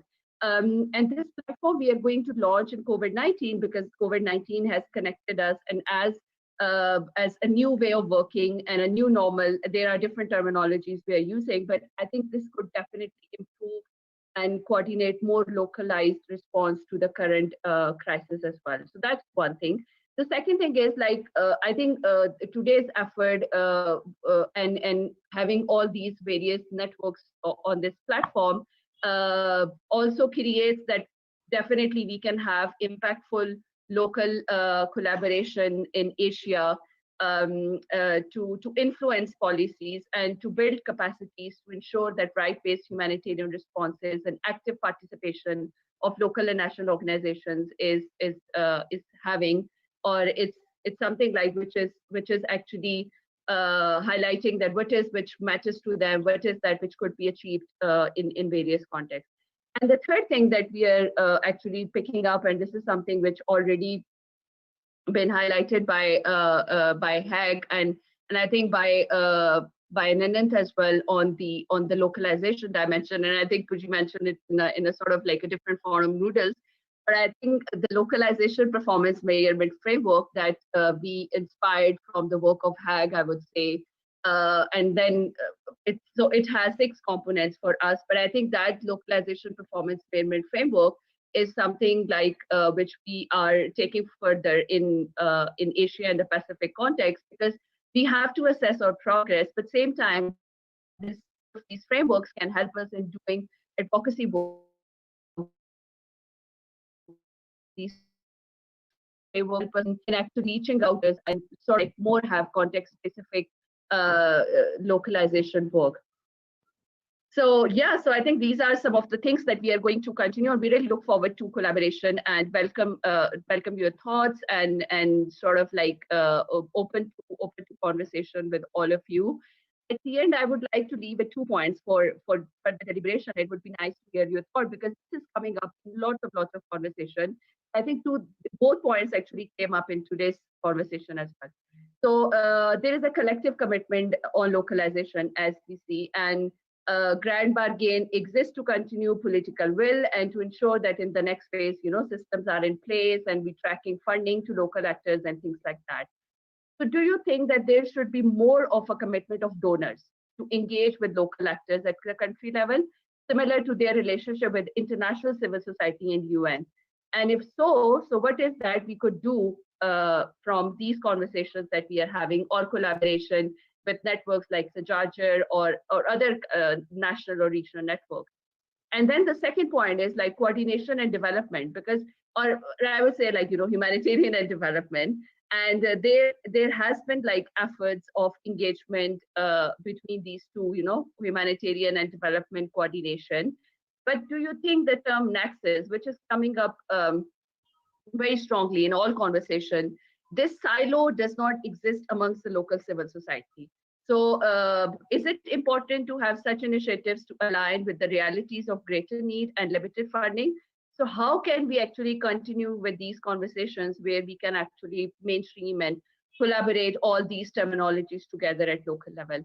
And how we can feed back to the conversations which are happening at global level. So that's all. And from my side, so I would like to hand over back to Puji. Thank you, Sarita. So that's a comprehensive perspective and offer and a question from Nir, which I think we could spend some time to discuss this. Before I open the floor for further conversation, I have here Mbak Yeni from CRS. I was wondering if I could get some perspective from Mbak Yeni. Mbak Yeni would like to take the floor, please. Yeah, thank you, Puji. Thank you. Please, I learned so much today about localizations and how the other INGOs and network around the world, conducted or applied and carry out their commitment to localization. Thank you so much for everything.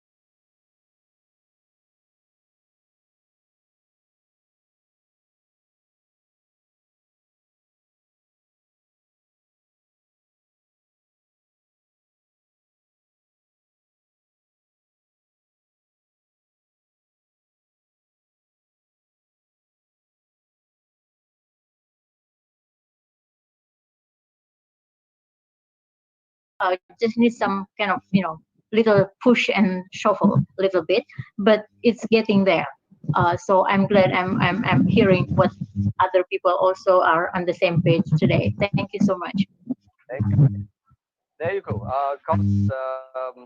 Thank you for sharing your perspectives. Now I would like to open the floor for further dialogue, question, answer. But just before going there, I noted several potential recommendations and follow through for this conversation. Number one is some sort of documentation of good practices. This is not a new thing, but Pat was suggesting perhaps we could come with some sort of template. We could also, generate some indicators if you like, so that all different noodles and chow mein will comparable for one to the other. So one is documentation of good practices as a potential policy. Number two, I think some sort of localization performance evaluation. Like when you evaluate your staff member, having some sort of 360 perspective. So looking at the localization from perspective of government, local actors, national actors, regional, global, from government, donors, and whatnot.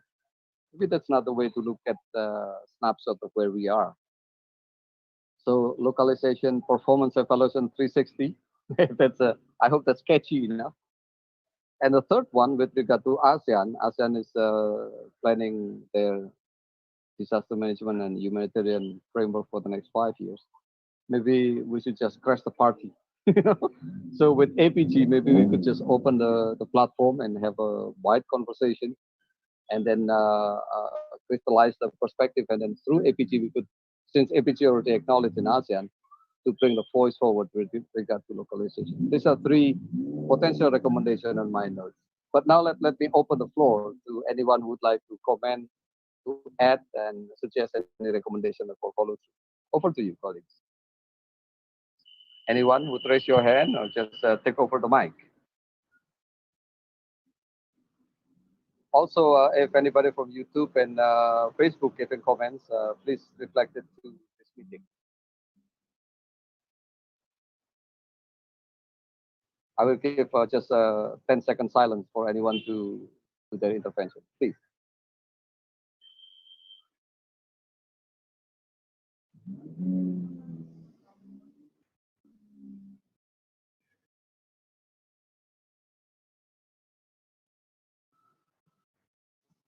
Mas Puji, there are some databases in the chat box, and I also sent something in the WhatsApp. Okay. What I see now is from Corey Alvarez. How best to engage with and influence the power holders, like before to the panels and colleagues. I'll just to note what Alex was saying earlier, that IASC finally come out with a decision on localization, and that will bound to trickle down to humanitarian country teams, I suppose. So that will be one platform that we need to seize the opportunity to have conversation. That's to Corey. But I would like to invite panelists to respond to that. How do we influence the power holder? Nanette was talking about engaging with government through the council and whatnot. But anyone would have additional view, please.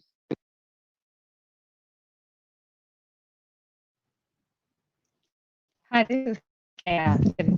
I can add to that. Like you were talking about, I think with the ISAC, that's one thing we can share. So as I was mentioning, ICVA is a standing invitee to the forum. One of the groups we co-chair, for example, is around humanitarian financing. So what we've been able to do through some of that work as a network is to be able to encourage that the voice of NGOs and the experiences are reflected in that. So either invited directly to consultations and discussions to decision-making power hold to understand what the issues are on the ground. And we're also in other forums. So using that as a chance to give voice at global levels and that connecting for having that discussion. Similarly, that also happens at regional level. There are forums of that where we get together either even through we have mechanisms, for example, here with the regional directors meeting where we'll bring, and there might be a voice again for NGOs to be able to have that space or raise issues or have discussions.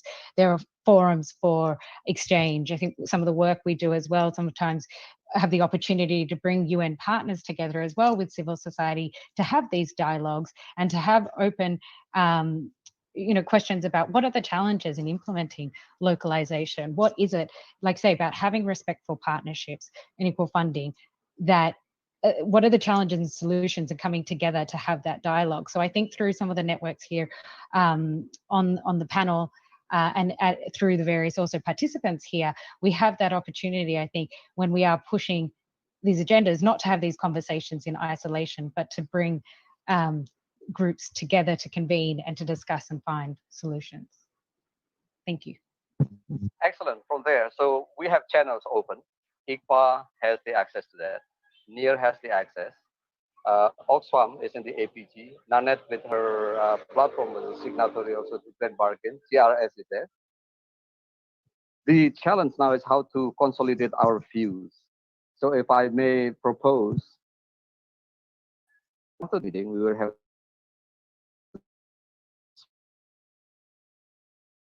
smaller meeting, out of this perspective, in a more pointed ways. Maybe that's with one way to go through after the meeting. Very good. So anybody else? Mr. Pansi Tuntain from Myanmar. We have spoken before in the previous meeting with ASEAN, but Pansi, over to you. Hi, Papuji, and everybody, all the panelists. Thank you very much for sharing a very, very enlightening information. What I'd like to share with you is that following up on some of the recommendations Papuji had mentioned about the need to document, I'd like to share with you one kind of information collection that we are doing. This is done by my organization, Local Resource Center, that is now undertaking an online assessment of the local NGOs participating in COVID-19 response. When we always tell everybody, the donors and government, about how actively the local actors and the local CSOs are involved in the response, they always ask how and why and where. So to do that, we are starting this online assessment. We hope to reach out to as many local CSOs as possible. And we hope to get this report compiled by end of this year. This is done with a small contribution from ICVA. So just to share with you that it is important for us to have documented evidence that we can share with the government and the donors about the importance of the local actors. Thank you. That's another study through, thanks to ICVA and local NGO network of Myanmar. We look forward to the results. Even before it's completed, interim finding will be good to share. Yeah. I put on the chat box a link to our documentation of localization as of the end of last year. Right, colleagues, so let me run through the three recommendations again. One is a compilation of good practices. Number two is having some sort of localization performance evaluation 360. And number three, putting together our head for ASEAN. Nanette, you're raising your hand. Yeah, just would like to add. I agree. Yeah, sorry. Yes, I agree. Documentation on the impact of localization is really very important for UN, for donors to see the importance of the role of the local actors in making a difference in ensuring that our commitment to making the humanitarian great impact on the lives of the crisis affected. Documentation is really one, but visibility, the local actions of the local actors is another. Yeah, so we have pointed that out. The problem really, like locals have done a lot, and even the subcontract, they have a lot, but often they are not visible, they are not seen they are not heard by UN and by the donors. And it's not only the local actors or the local NGOs, but more so on the voice of the people affected. And what we are actually hoping that we can really the donors can also hear the voice of those affected, their views, the people affected, how do they view the work together with the local actors, and also with the international, and how do the locals view, the impact of those that really empower them in the process of humanitarian crisis. Because I think and I believe, that all of us in the humanitarian sector, we would like to achieve a more cost effective and more efficient and cost effective humanitarian action, so that we can bring more resources to the people affected of crisis, rather than spending much on this whole mechanisms and systems. So documenting all of this, ensuring that donors see the benefit of the localization of locally led response towards making more effective, cost effective action in making the lives of those crisis affected and vulnerable become more benefited from this whole humanitarian system. So I really hope that we can really work on that. No, it's not only local actors, but the communities also voices be heard by the UN and the donors. Thank you.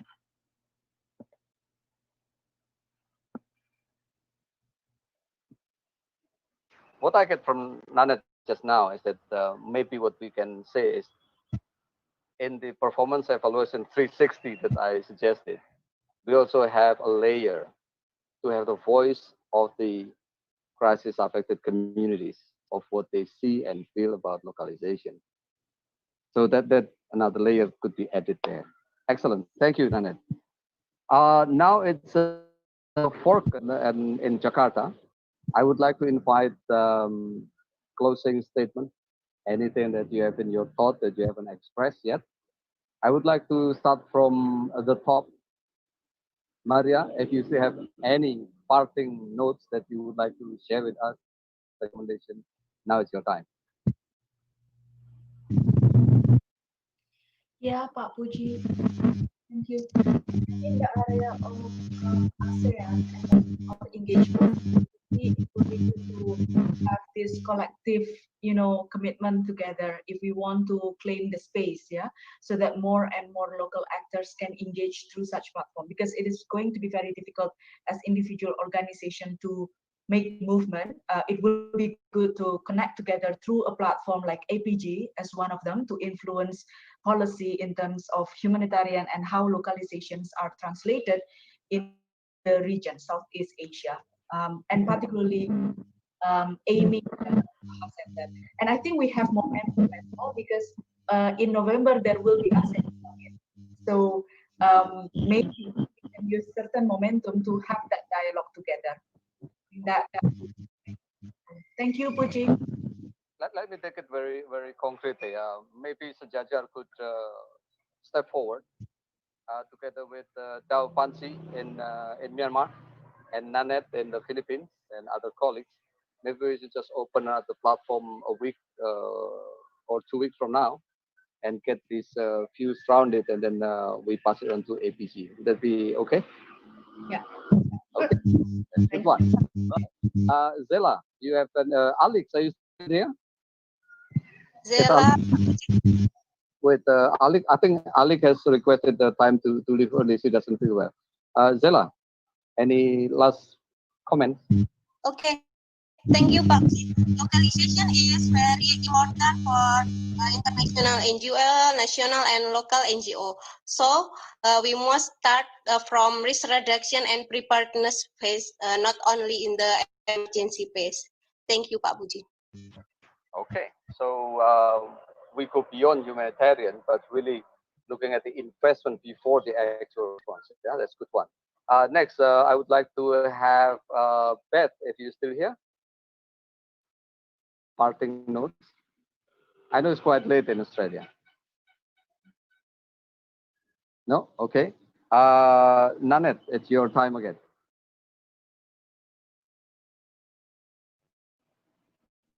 Thank you, Puji. Yes, as I said, no, I really view the Nanette? importance. Hello, can I be heard? Yes, please. Yeah, I really believe no in the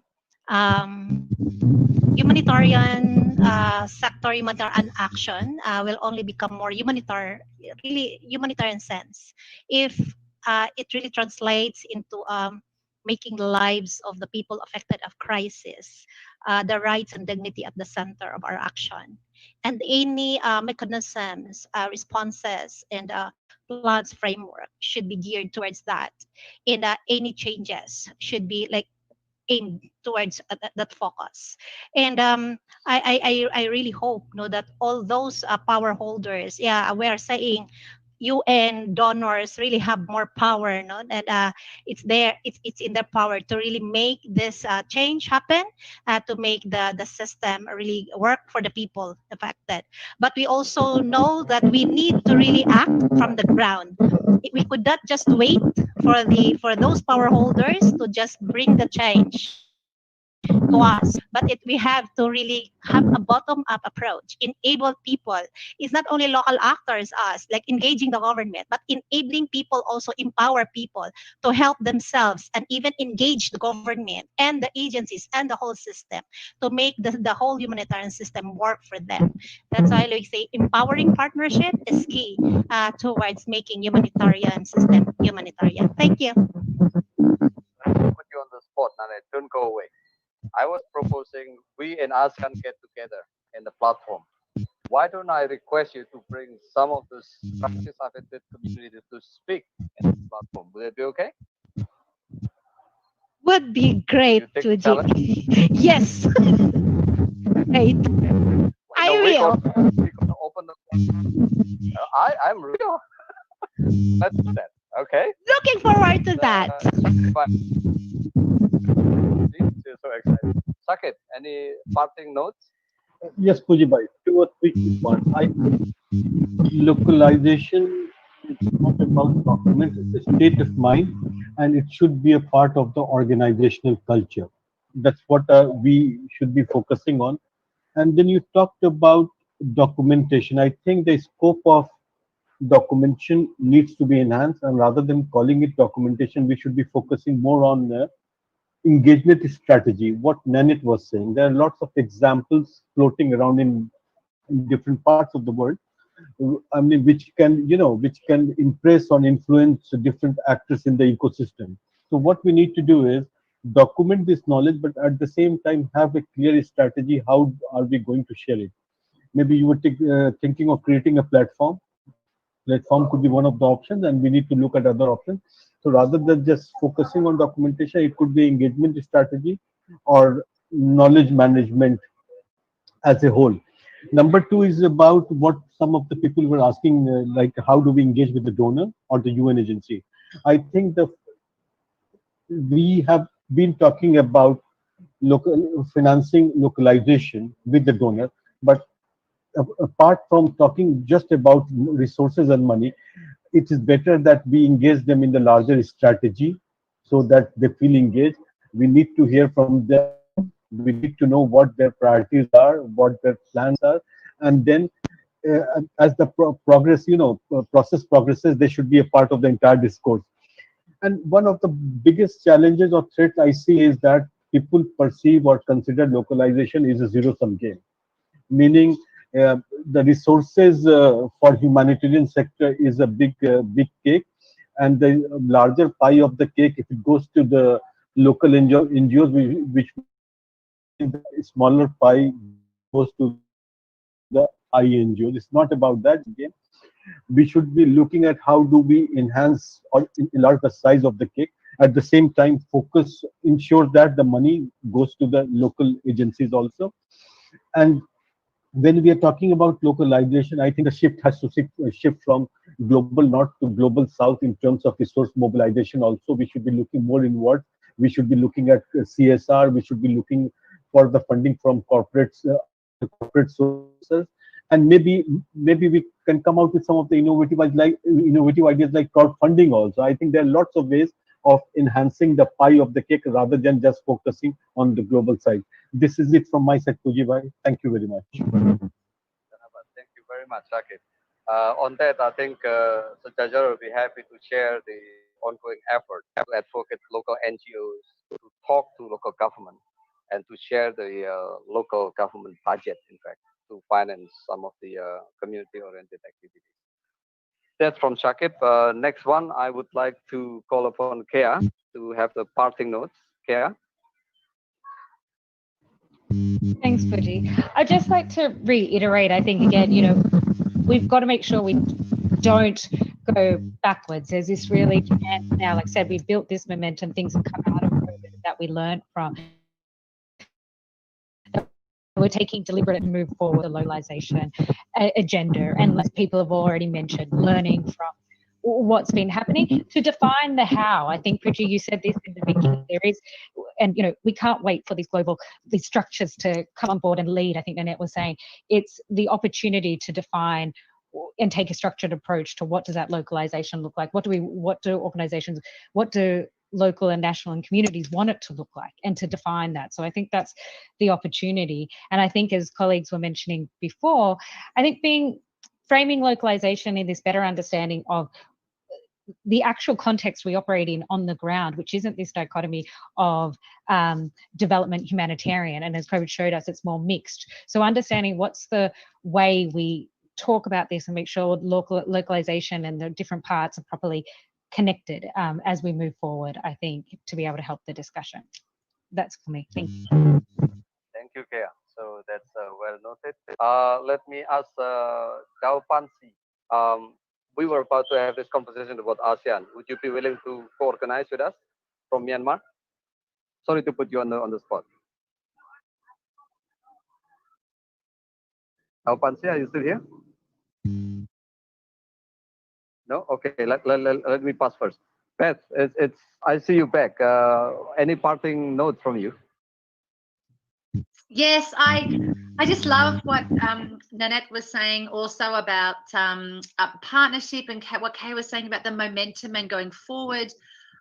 I would love us to also think about champions. Who are champions in this area? I mean, I definitely think we have lots from civil society on the civil society piece, but I'd also love to think that we also have some donor governments who are champions for localization as well.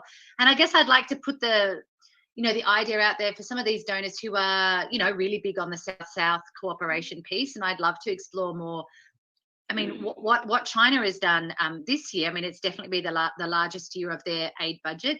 What will that look like going forward? Will they go back after the pandemic, or again, are they wanting to, is this a transformative moment for them as a donor? Are there other non-traditional donors that will be forging forward? What about looking at the philanthropics as well? Are there other opportunities for us to to partner with champions in this area to really keep that momentum going?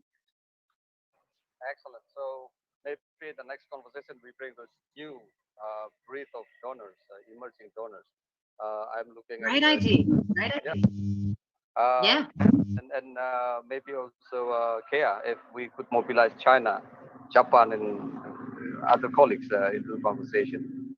Can I have Shahida last note, please? Thank you, Puji. I think some of the points already which mentioned by Beth about engagement with donors and champions, and from Nanette and others, I think it's great. Probably one thing that we need to see is that it's the time to see the systematic change, and we need to redesign the table.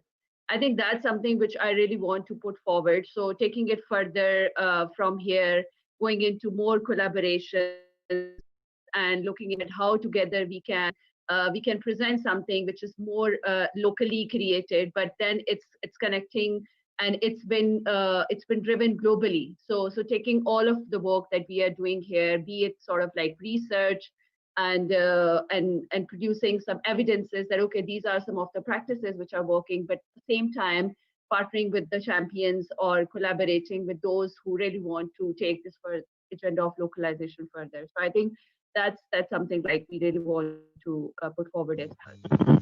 Thank you. All right. So with that parting notes, colleagues, now it's 4:14 on my clock.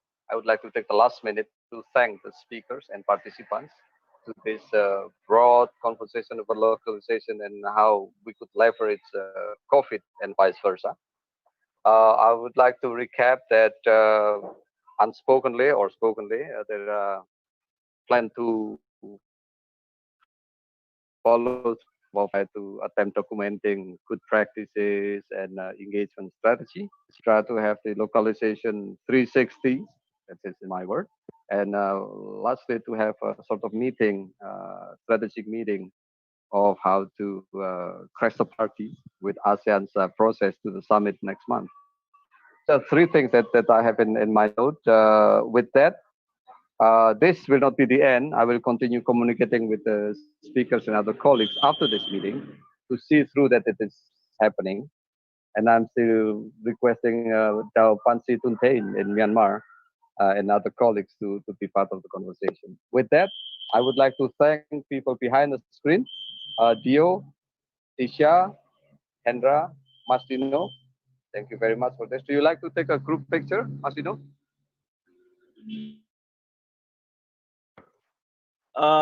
May I ask everyone to switch on the camera so we have group pictures, since it is more than 20, so we might have kind of first shot for the first layer screen and then another one for so wait, please switch on your camera and then our team will capture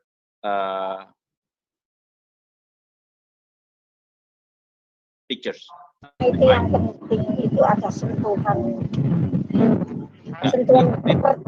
Of your mute yourself, huh? Okay, so everyone, Mas Putu ready and Mas Dio. So 1, 2, 3, big smile for localization. Yes, yeah. Wait, because we need to slide another screen. Yeah. Okay. One more. 1, 2, 3. Yes. Yeah. Okay, back to you, Mas Puji. Okay, thank you. So, colleagues, look out for next invitation for the conversation. Is more pointed into the direction of 3 proposals that I put forward. Let me thank you all for now and stay safe, healthy, and I hope to see you not too long from now. Farewell. Thank you. Thank you all. Thank you, Puji Bhai. Thank you, everyone. Thank you, everyone.